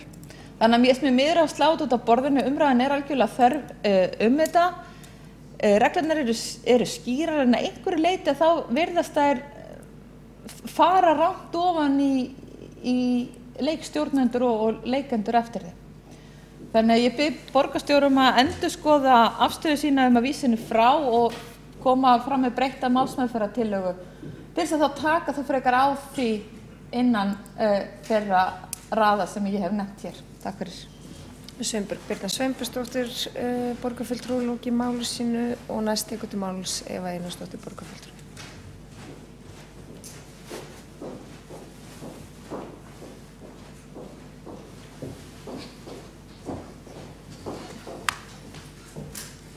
Kæri forseti, kæra borgarstjórn og kæru þeir sem gætu hlustað.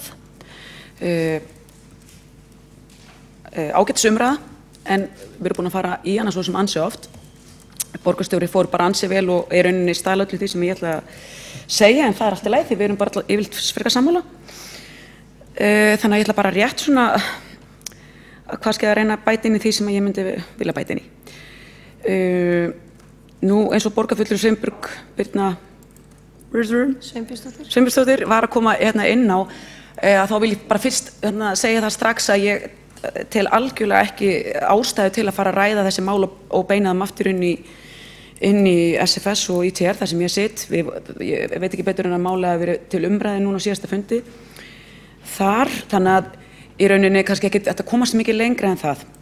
Nú eins og var nefnt hér að þá var fyrst farið í þessar reglur 2013 og eins og oft er þegar maður gerir nýja reglur og sem ná yfir mikið og gott starf að þá þarf að slípa þær til sem við gerðum og eins og borgarstjóri kom inn á var endurskoðunin fór fram á árinu 2015, talaði við mjög marga hagsmunaaðila og reynda að bæta úr því sem að hægt var að bæta og ég tel að þær reglur sem við samþykktum 2016 séu bara mjög góðar. Nú, ég fagnaði því að borgarfulltrúi Marta Guðjónsdóttir tali frístundina sem að ég svo hjartanlega sammála. Uppbyggjandi frístund skiptir miklu máli fyrir þroska og barna og ungmenna og eins og hún nefndi að þá töluðum við á samþykktum frístundastefnu á síðasta fundi borgarstjórnar. En hér var líka farið yfir áhyggjur hvernig við ættum að ná til barna sem hafa íslensku sem annað tungumál. Og ég er bara mjög fegin að heyra slíkar áhyggjur, við höfum alltaf verið að skoða það, við gerum það bæði í Íþrótta- og tónlistarráði og SFS og það er einmitt gott að við Marta Guðjónsdóttir borgarfulltrúi sitjum einmitt þar saman, þannig að þetta eru bara áhyggjur og eitthvað sem við höfum alltaf að halda á lofti, þess vegna er mjög gott að fara við það að til dæmis á vegum skóla- og frístundaráðs þá er gjaldfrjáls frístund í þeim skóla sem hefur börn í hæstu hlutfalli sem ekki af íslensku sem móðurmál. Og það hefur gefist mjög vel og frístund er góð brú yfir íþróttir og þaðan gefst tækifæri til að kynnast nærliggjandi íþróttum. Og eins bara að þið verum inn á efninu að þá er líka mikilvægt að nefna að eins höfum við samþykkt að það er gjaldfrjáls frístund fyrir börn sem koma hingað til Íslands fyrstu 3 mánuðina og þetta skiptir miklu máli til að einmitt að hvetja börn til að vera aktív í samfélaginu okkar. Eins og borgarstjóri kom inn á þá kemur mjög skýrt fram í 1. grein reglana með leyfi forseta að stærri og skipulegar kynningar til barna og foreldra á úrvali æskulýðs og íþrótta- og tómstundtilboða fyrir börn og unglinga í viðkomandi hverfi geta farið fram innan skóla eða frístundamiðstöðva. Ef ég hoppa beint aðeins út úr greinin en í greininni þá farið yfir það að bæði foreldrar á leikskóla og skólar á grunnskóla geta komið að því og skipulagt í sínu hverfi, í sínum skóla, einhvers konar kynningar með æskulýðs- og íþróttafélögum í hverfinu. Og þarna held ég að sé bara enn betra tækifæri til að tengja saman hverfið og að foreldrar og skóli vinni saman. Eins hefur mikið verið talað að skoða og það er þegar gert að til dæmis viss íþróttafélög geti komið í íþróttatíma þegar verið að fara yfir einhverja vissa íþrótt eins og stundum koma rithöfundar og kynna bækur fyrir börnum til að efla læsi. Þannig að mér finnst að við höfum algjörlega að skoða þessa möguleika. Það eru fullt af leiðum held ég sem hægt að fara til að ná til barnan okkar. Að lokum sem ég vildi hafa sagt að já, við erum með góða reglur í höndunum. Við þurfum aðeins að pússa þær til, en hér held ég að við séum komin í góðan gír og kannski já, það var að tala áheyrnarfulltrúa í ITR sem hafa áhyggjur af þessu, þá væntanlega átt við fulltrúa IBR og við höfum alveg rætt þetta saman, en þá langar mér líka samanskapa að nefna áheyrnarfulltrúa sem sita í ráðinu með okkur Mörtu Guðjóns borgarfulltrúa Sjálfstæðisflokksins, að þar hafa til dæmis bæði kennarar og skólastjórar, það er að segja áheyrnarfulltrúa þeirra, þeim var mjög létt þegar þetta kom inn á borðið og sögðu að nú væri ekki, að því að hver kennslustund er svo dýrmæt og svo ásetin og það verður að reyna að koma öllu að til barnan okkar sem er í námskrá og það er kennurum og skólum er valla að takast það. Þannig að bara svo ég minna á það að ég var mjög fegin að heyra það að bæði skólastjórnendur og kennarar eða fulltrúar þeirra tóku einmitt í þann streng að þetta væri léttir. Að lokum, bara þegar það er alltaf að vera að rifja upp söguna hérna, þá er aðdragandi allar þessar reglna auðvitað má rekja til 2004 og að því að það er alltaf að vera að telja öllum til taks hverjir voru hvar, að þá var það víst Sjálfstæðisflokkurinn sem var með menntamálaráðuneytið þá, en þá var skýrlega beint tilmælum að það yrði að taka á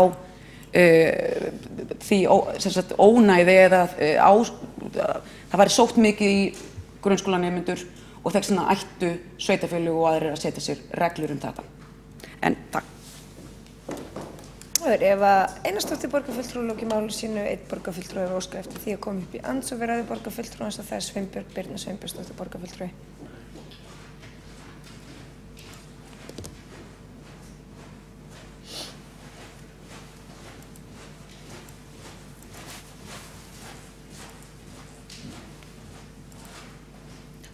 Frú forseti, ágæta borgarstjórn.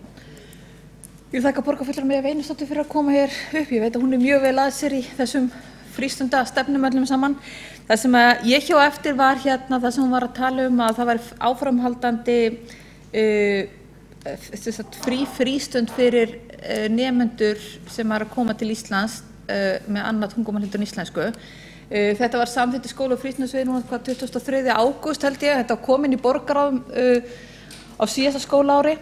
Þar sem að ég gerði töluverðar athugasemdir við það vegna þess að það voru svo mikla takmarkanir. Mér fannst þetta bara að fara yfir það því að þú nefndir þetta að mér finnst til dæmis mjög óeðlilegt að það sé verið að tengja þetta við þá þurftur að vera búin að vera ákveðið lengi í burtu, þar að segja meira heldur en 5 eða 6 ár. Ég var að benda á kannski krakkar sem er að koma til landsins íslenskir, flytja út eins ás og eru búin að vera hérna í erlendum skólum, koma tilbaka 6 eða 7 ára, að þau voru ekki að falla undir þessar reglur.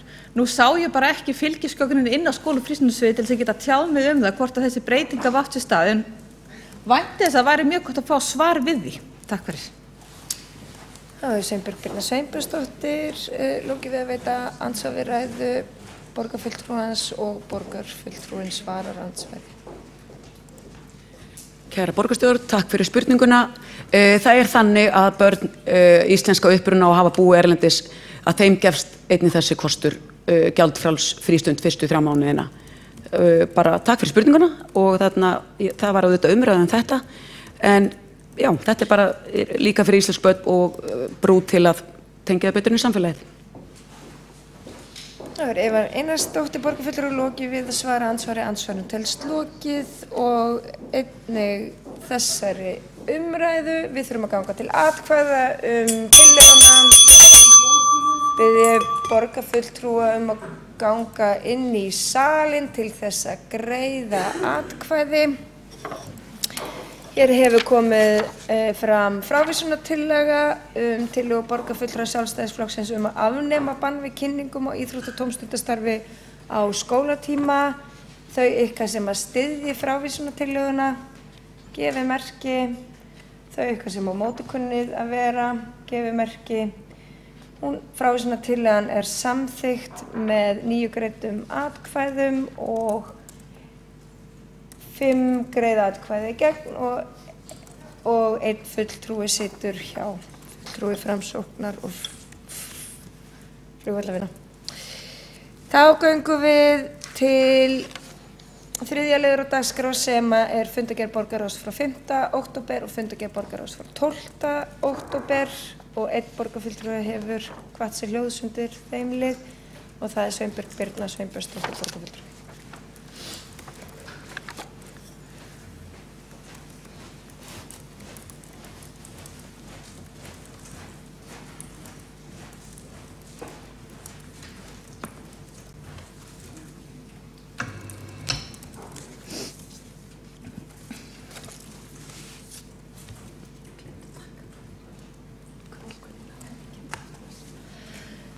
Frú forseti, borgarstjóri og ágæta borgarstjórn. Ég kem hér upp undir hérna fundargerðum borgarráðs og byrja á frá 5. október. Þar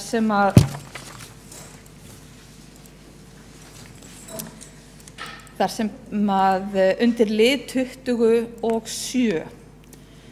Þar er verið að borgarráð samþykkja að byggingaréttur fyrir 15 íbúðir á Fossvogsvegi 8 verði seldur með útboðsfyrirkomulagi. Við það geri ég svo sem ekki athugasemdir, þetta var samþykkt samhljóða í borgarráði, en það sem að vekur athygli mína og ég tek þennan lið hérna bara sem dæmi, það eru auðvitað nokkrar lóðarsölur búin að vera eiga sér stað upp á síðkastið í borgarráði, en það tengist því að með þessu skjali voru lögð fram drög að útboðsfyrirkomulaginu og meðal annars var verið að tala framsal. Framsal á þessum 15 íbúðum. Ég hafði, þegar ég var í borgarráði, lagt fram tillögur og velti fyrir hvernig hægt verið að setja framsalstakmarkanir eða kvaðir í nýja lóðarleigusamninga. Við höfum farið hérna mikinn í dag undir lið 1, undir húsnæðisáætlunina, þar sem að farið bara víðan völl í þeirri umræðu. En það sem flesti borgarfulltrúar komu og ræddu var meðal annars hækkun á húsnæðisverði og hvernig hægt sé að stemma stigum við hækkunum á húsnæðisverði og borgarstjóri meðal annars nefndi það, svo sem sé rétt að lóðaskortur hérna kannski einn faktorinn af því en alls ekki allur faktorinn, því að fólk leitast alltaf við því að hámarka virði eignanna sem að það með í sölu. Nú er auðvitað ekki búin að gefa út lóðarleigusamning á þessa lóðir, borgarstjóri. Í svarbréfi SEA sem lagt var fram skrifstofa eigna- og atvinnuþróunar, sem lagt var fram samhliða afgreiðslu á þessari tillögu minni í borgarráði, var talað það að það sé komið vel á veg endurskoðun nýja úthlutunar og útboðsskilmála og sem átti að leggja fyrir í lok ágústmánaðar. Ég gat ekki séð að gögnum borgarráðs að það hefur verið lagt fyrir og ekki hefur það komið allavega fyrir borgarstjórn. En það breytir því ekki að í þessu skjölum, ágæta borgarstjórn, ekkert neinar framsalstakmarkanir. Það eru ekki neinar breytingar að ræða. Eina sem stendur undir lið 4 minni með í mann rétt að það verður bara heimilt að framselja þegar lóðarsamningur hefur verið gefinn út. Og þetta punktur sem að ég tel að við verðum aðeins að horfa til vegna þess að byggingarlóðir innan Reykjavíkur í dag takmörkuð auðlind og fasteignaverðið hefur hækkað gríðarlega. Það enginn að hlaupast undan því eða viðurkenni það ekki. Það virðist lítið lát vera á hækkununum og meðal annars lóðarskorturinn ástæðan. Þess vegna tel ég að það sé algjörlega í lófa lagi til þess að koma í veg fyrir að þessi ágæti lögaðili sem kemur til með að vera með hæsta boðið í útboðinu sem fer fram, að hann framselja ekki fasteignaverkefnið strax í hendur einhvers annars aðila. Þetta það sem við höfum séð gerast á RÚV-reiknum. Þar búin að eiga sér framsel. Það er eitt sem gerir samning við Reykjavíkurborg, síðan selur hann með hagnaði til næsta byggingaraðila sem er núna að byggja hluta af þessum eignum og þetta fer allt út í fasteignaverðið.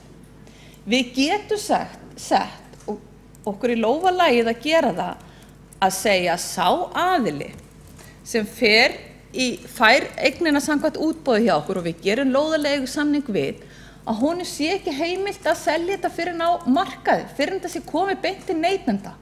Þannig að neytendurnir, skuldararnir sem eru að bæði vandræði með eigið fé, eru farnir að vera í vandræði með að fá lán, að þeir séu ekki að fara að borga þessa millileiki sem eru þarna á milli. Ég ætla bara að vísa til, tillögu okkar, tillögu þá Framsóknar og flugvallavinna sem afgreidd var í borgarráði 17. ágúst 2017 og umsagnar SEA í því tilefni og hvet borgarstjórn og meirihlutann til þess að standa vörð um þetta vegna þess að við getum gert það. Vilji er allt sem þarf. Þá ætla ég að fjalla liði 28 til 40 í fundagerðinni borgarráðs frá 5. október og samhliða ætla ég að fjalla liði þessi 54 til 59. En það nú þannig að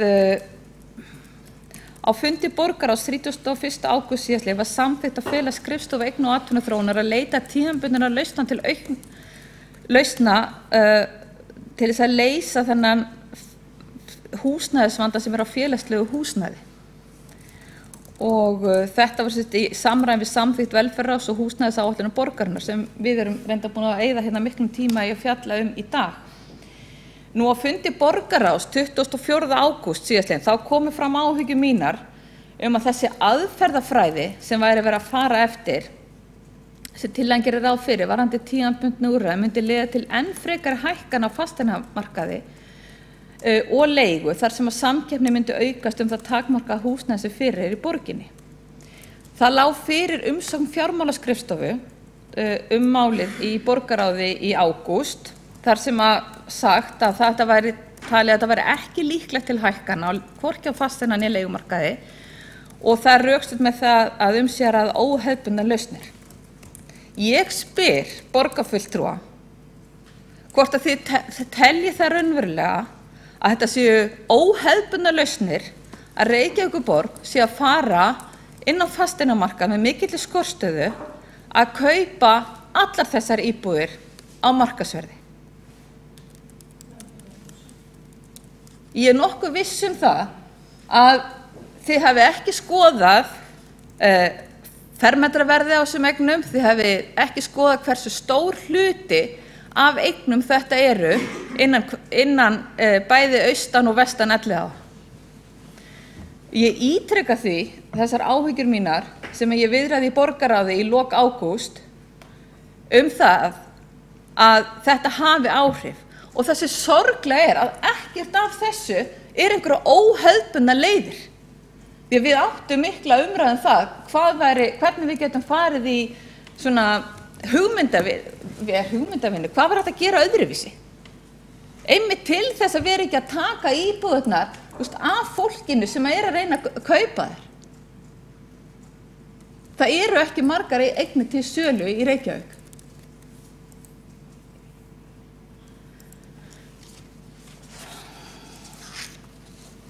Þannig að það var kannski ágætt að borgarstjóri einhverju meirihlutanum kæmi þau upp og segja hvaða þá þessar óhefðbundnu úrræði við ætlum að fara að horfa á vegna þess að ég ekki að sjá að neitt af þessu sé óhefðbundið. Ég boða bókun undir þessum lið sem ég búin að senda á ritara sem svo hljóðandi. Á fundi borgarráðs 21. ágúst var samþykkt að fela skrifstofu eigna- og atvinnuþróunar að leita tímabundinna lausna til aukningar á félagslegu húsnæði í Reykjavík í samræmi við samþykkt velferðarráðs og húsnæðisáætlun borgarinnar. Á fundi borgarráðs 24. ágúst síðastliðinn kom fram áhyggjur borgarráðsfulltrúa þá Framsóknar og Flugvallarvina yfir því að sú aðferðafræði sem tillagan gerir ráð fyrir varðandi tímabundin úrræði myndi leiða til enn frekari verðhækkana á fasteignamarkaði og hækkana á leigu þar sem samkeppni myndi aðeins aukast það takmarkaða húsnæði sem fyrir í borginni. Í umsögn fjármálaskrifstofu segir að tillagan sé ekki líkleg til að skapa hækkanir á fasteigna- og leigumarkaði og það er rökstutt með að verði að ræða óhefðbundnar lausnir. Ekki er að sjá neitt óhefðbundið við kaup í liðum 28 til 40 í fundargerð frá 5. október og 53 til 59 fundargerð frá 12. október. Takk fyrir. Sveinbjörg Birna Sveinbjörnsdóttir, borgarfulltrúi, lúki máli sínu og borgarstjóri tekur til máls. Forseti ágæta borgarstjórn, bara til að staðfesta það sem borgarfulltrúinn segir, það er alveg rétt að svona heildarendurskoðun á úthlutunarskilmálum er ekki lokið og þarna hefur verið, þannig Vigdísarlundi eða þessu svæði í borginni hefur verið breið samstaða um það að nota útboðsaðferðina og það er alveg sérstaklega tekið fram ef við skilyrðum það. Við erum auðvitað mjög ofta skilyrða að einhverja félagslegar íbúðir komi og slíkt. Þetta er býsna nálægt stórum svæðum þar sem bæði Öryrkjabandalagið og mörg samtök aldraðra eru með íbúðir og við vorum að tryggja okkur í gegnum aðra úthlutanir sem vorum fyrir á sama fundi þó nokkra fjölgun og félagslegum íbúðum þar, þannig að þótti ekki ástæða til þess að skilja það með þessum hætti. Hvort að sé hægt að setja svona braskgirðingar sem er kannski það sem að borgarfulltrúinn er að ræða og kalla eftir og þá höfum við reynsla af því upp í Úlfarsárdal, þær voru svona og svona. Það er ekki útilokað að við beitum einhverju slíku til dæmis í leikreglunum upp í Úlfarsárdal eða eitthvað slíkt en við töldum þetta er að tiltölulega litlum skala. Við töldum ekki ástæða til þess í allavega og það var ekki rætt í þessu tilviki. En að öðru leyti að það var bara fínt að vera vakandi fyrir bestu leiðum í þess að í hverju tilvíku fyrir sig. Og borgarstjóri loki máli sínu ekki að hafa fleiri hvatt sér hljóðs þessum lið og við göngum til 4. liðar útsendra dagskrá. Þar er fundargerð forsætisnefndar frá 13. október, þar undir er 4. liður sem er breyting og samþykkt stjórn Reykjavíkurborgar og fundarskráa borgarstjórnar og við þurfum að samþykkja hann. Þetta er til seinni umræðu. Þá hefur Sveinbjörg Birna Sveinbjörnsdóttir, borgarfulltrúi, hvatt sér hljóðs. Þetta er vegna samþykktar umboðsmann borgarbúa, þá þarf að breyta samþykkt í forsætisnefndar því að hann er ekki þar undir lengur. Það er í fundargögn. Þetta er í fundargögnum.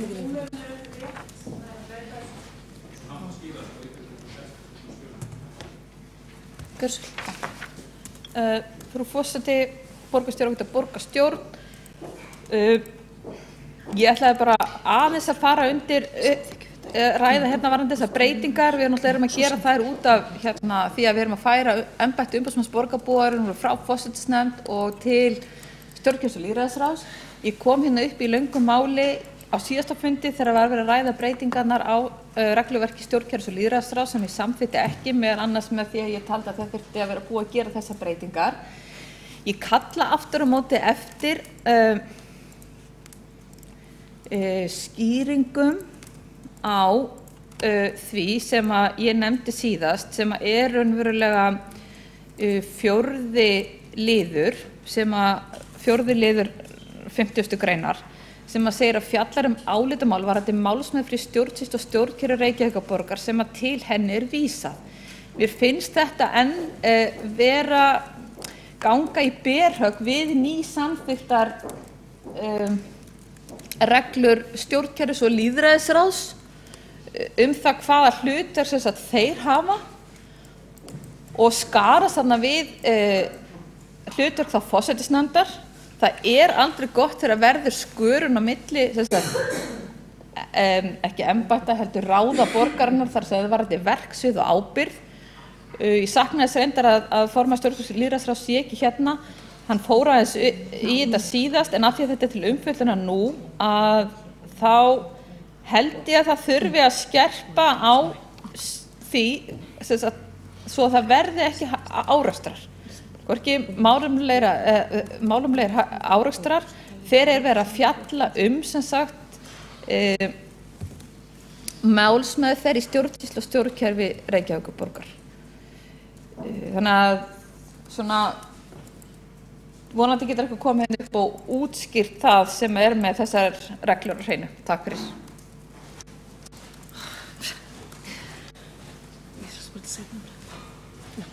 Sveinbjörg Birna Sveinbjörnsdóttir, borgarfulltrúi, loki máli sínu. Ég vísa 4. lið undir fundargerð forsætisnefndar frá 13. október sem breyting og samþykkt stjórn Reykjavíkurborgar og fundarsköp borgarstjórnar til seinni umræðu og þá getur borgarfulltrúin fengið svör við því. Lögðu fram fundargerð mannréttindaráðs frá 10. október, fundargerð menningar- og ferðamálaráðs frá 9. október, fundargerð skóla- og frístundaráðs frá 11. október, fundargerð stjórnkerfis- og lýðræðisráðs frá 2. október og fundargerðir umhverfis- og skipulagsráðs frá 4. og 11. október. Enginn hefur hvatt sér hljóðs.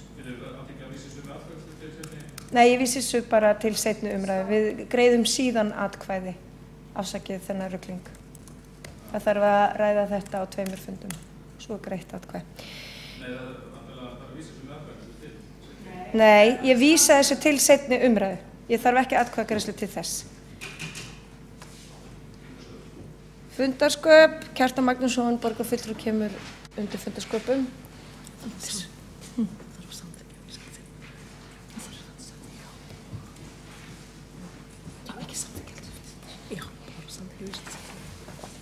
Það þarf að samþykkja að vísa þessu til seinni umræðu? Já, það þarf. Já. Já. Er það þess vegna sem kemur upp undir fundarsköpum? Já, forseti, góður borgarfulltrúar, ég ætla að benda á þetta sem nákvæmdi forseti Benti sagði síðan. En ég vil bara líka benda á, mér finnst betra þegar að slíkar breytingartillögur eru lagðar fyrir borgarstjórn, hvar sem að komi þá fram hver breytingin er. En nú kunna sumir vera upplýstur það, en ekki allir. Það er mjög gott að þessi tekið fram í hverju breytingin felst, því að þarna bara að vera að breyta einum lið.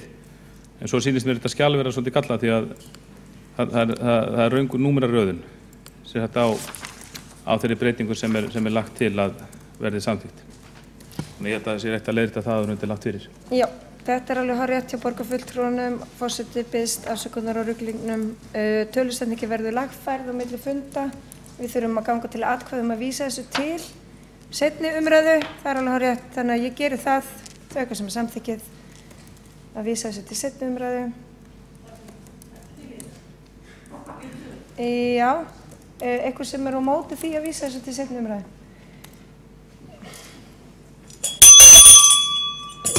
Hér vantar borgarfulltrúi í salinn.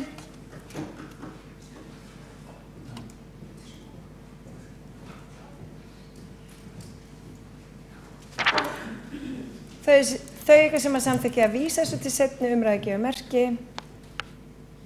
Það eru 10. Nei, það eru 11. Ekkur á móti, það er engin samþykkt með allir atkvæðum og 4 sitja hjá. Þá er ekki annað á dagskrá en að lesa bókanir og hver vill byrja á því? Eru kannski borgarstjóri að lesa bókunum húsnæðismálin?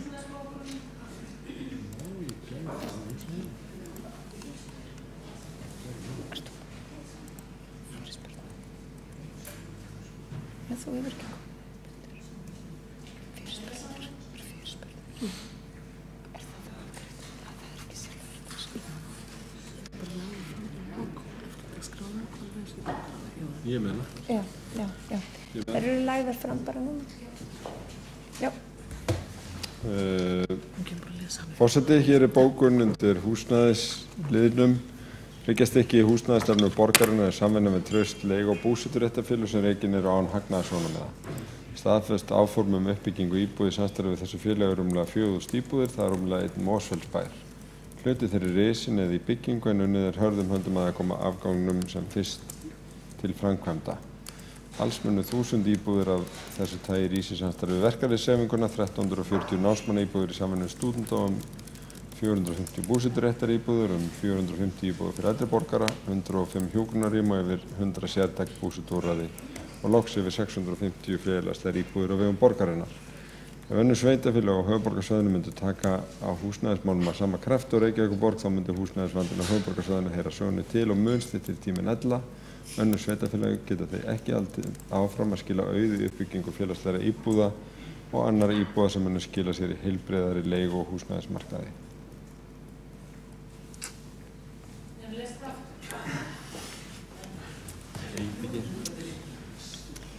Má þá bjóða Sveinbjörgu Birnu Sveinbjörnsdóttur að koma upp og lesa bókanir og tillögur? Fyrirspurn, meinti ég.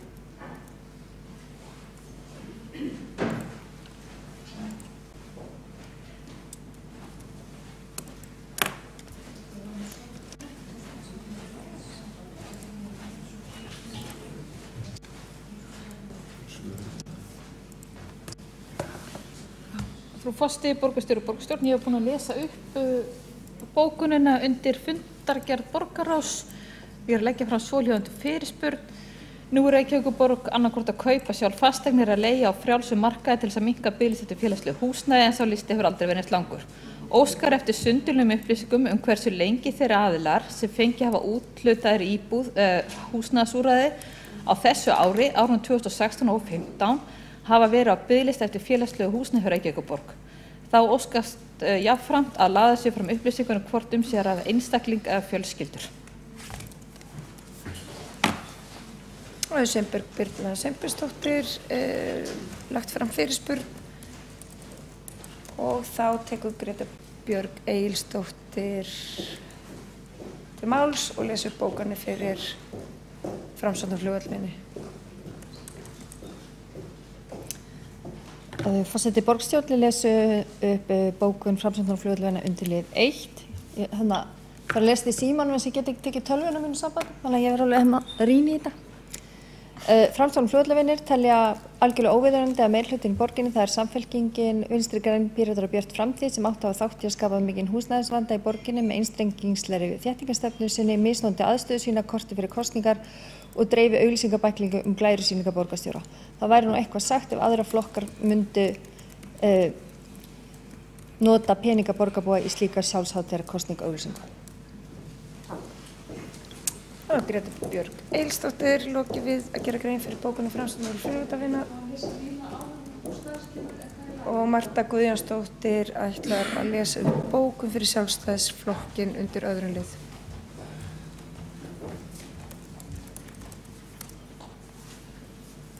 Já, Geta borgarstjórn, þetta er við lið nr. 2. Hinn kemur hérna á eftir við lið nr. 1. Fulltrúar Sjálfstæðisflokksins ítreka enn og aftur þá skoðun sína að mikilvægt sé að falli sig frá þeim reglum sem feli í sér miðstýringu og takmarkanir á kynningu íþrótta- og æskulýðsfélaga í grunnskólum. Frítíminn er stór partur af lífi fólks og það skiptir máli hvernig við verjum honum. Frítímanum getur bæði verið varið á jákvæðan og neikvæðan hátt. Þess vegna er mikilvægt að við kennum og hvetjum börn og ungmenni til að nýta frítíman á uppbyggilegan hátt sem hefur jákvæð áhrif á þroska þeirra og líðan. Íþrótta- og æskulýðsstarf hefur mikið forvarnargildi sem stuðlar að heilbrigðum lífsstíl og dregur úr áhættu hegðun.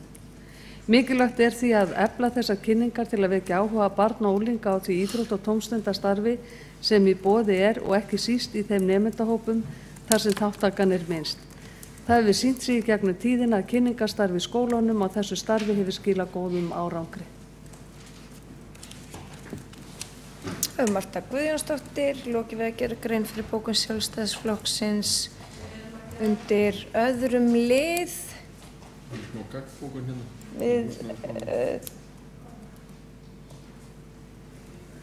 Hér er verið að undirbúa gagnbókun varðandi húsnæðismálin.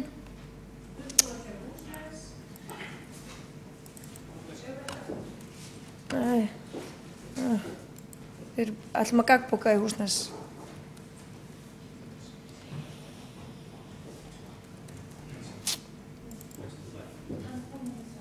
Þá reynum við bara að slaka og lippa og njóta.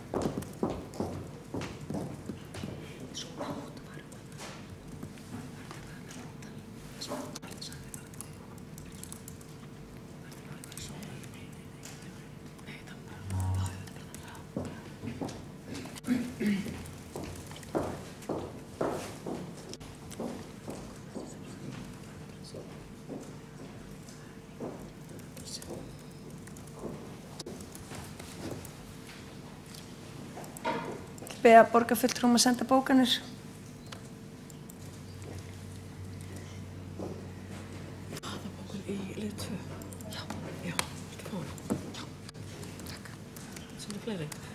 Nei.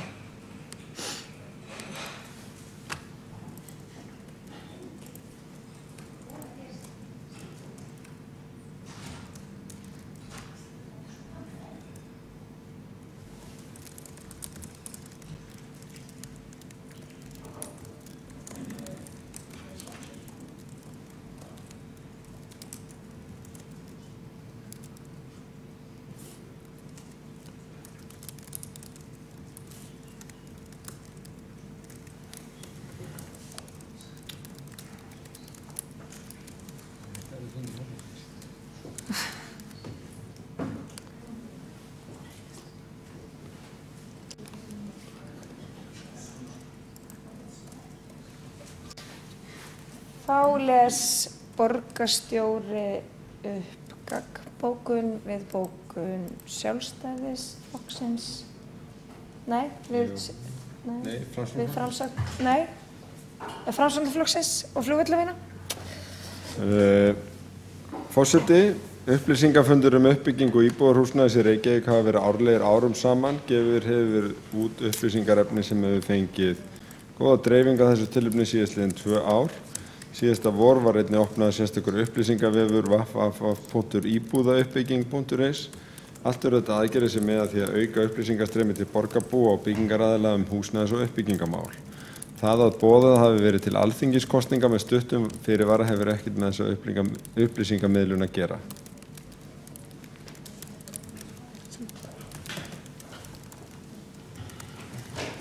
Borgarstjóri lokið við að gera grein fyrir gagnkbókun við bókun Framsóknar og flugvallavinna.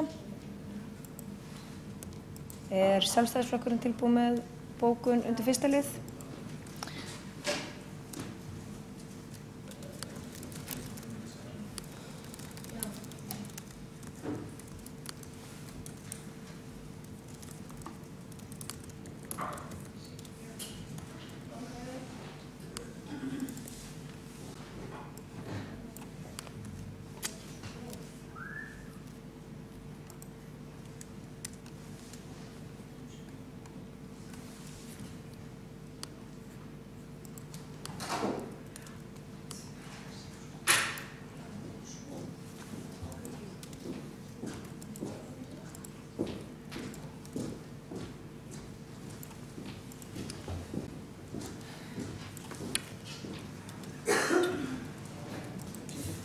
Ég les hér upp bókun undir fyrsta lið frá Sjálfstæðisflokki, hljóða svo.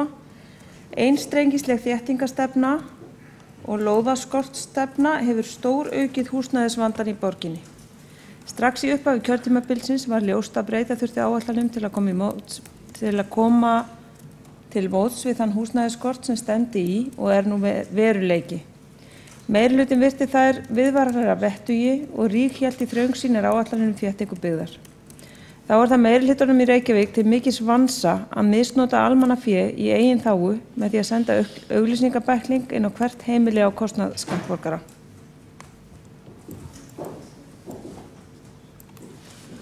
Vil ekki hafa gagnkbókunina við þessum báðum?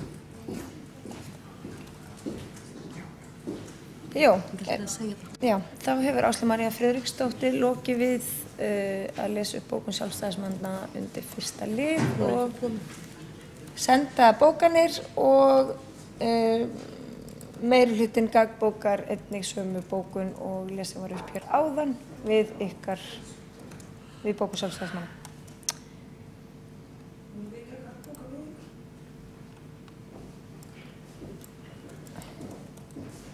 Ef við svörum þá gagnkbókun. Já, þetta var ekki sérstök. Já, gott. Ég skil þetta. Þetta er gagnkbókun við bókun.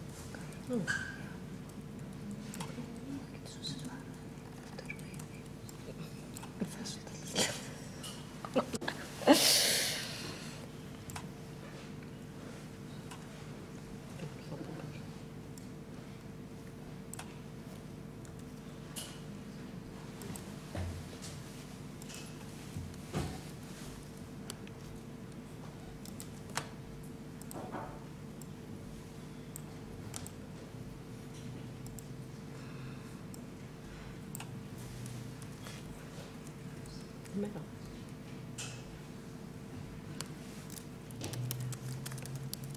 Já, ein.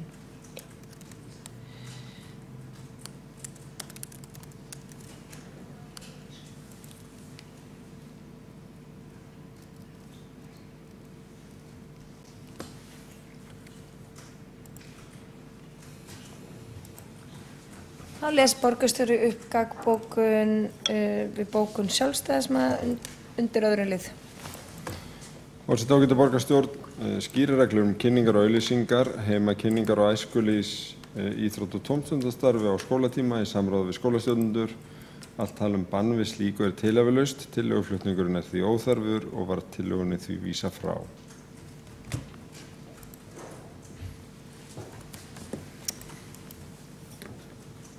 Þá telst lestri tillagna og fyrirspurn og bókana lokið.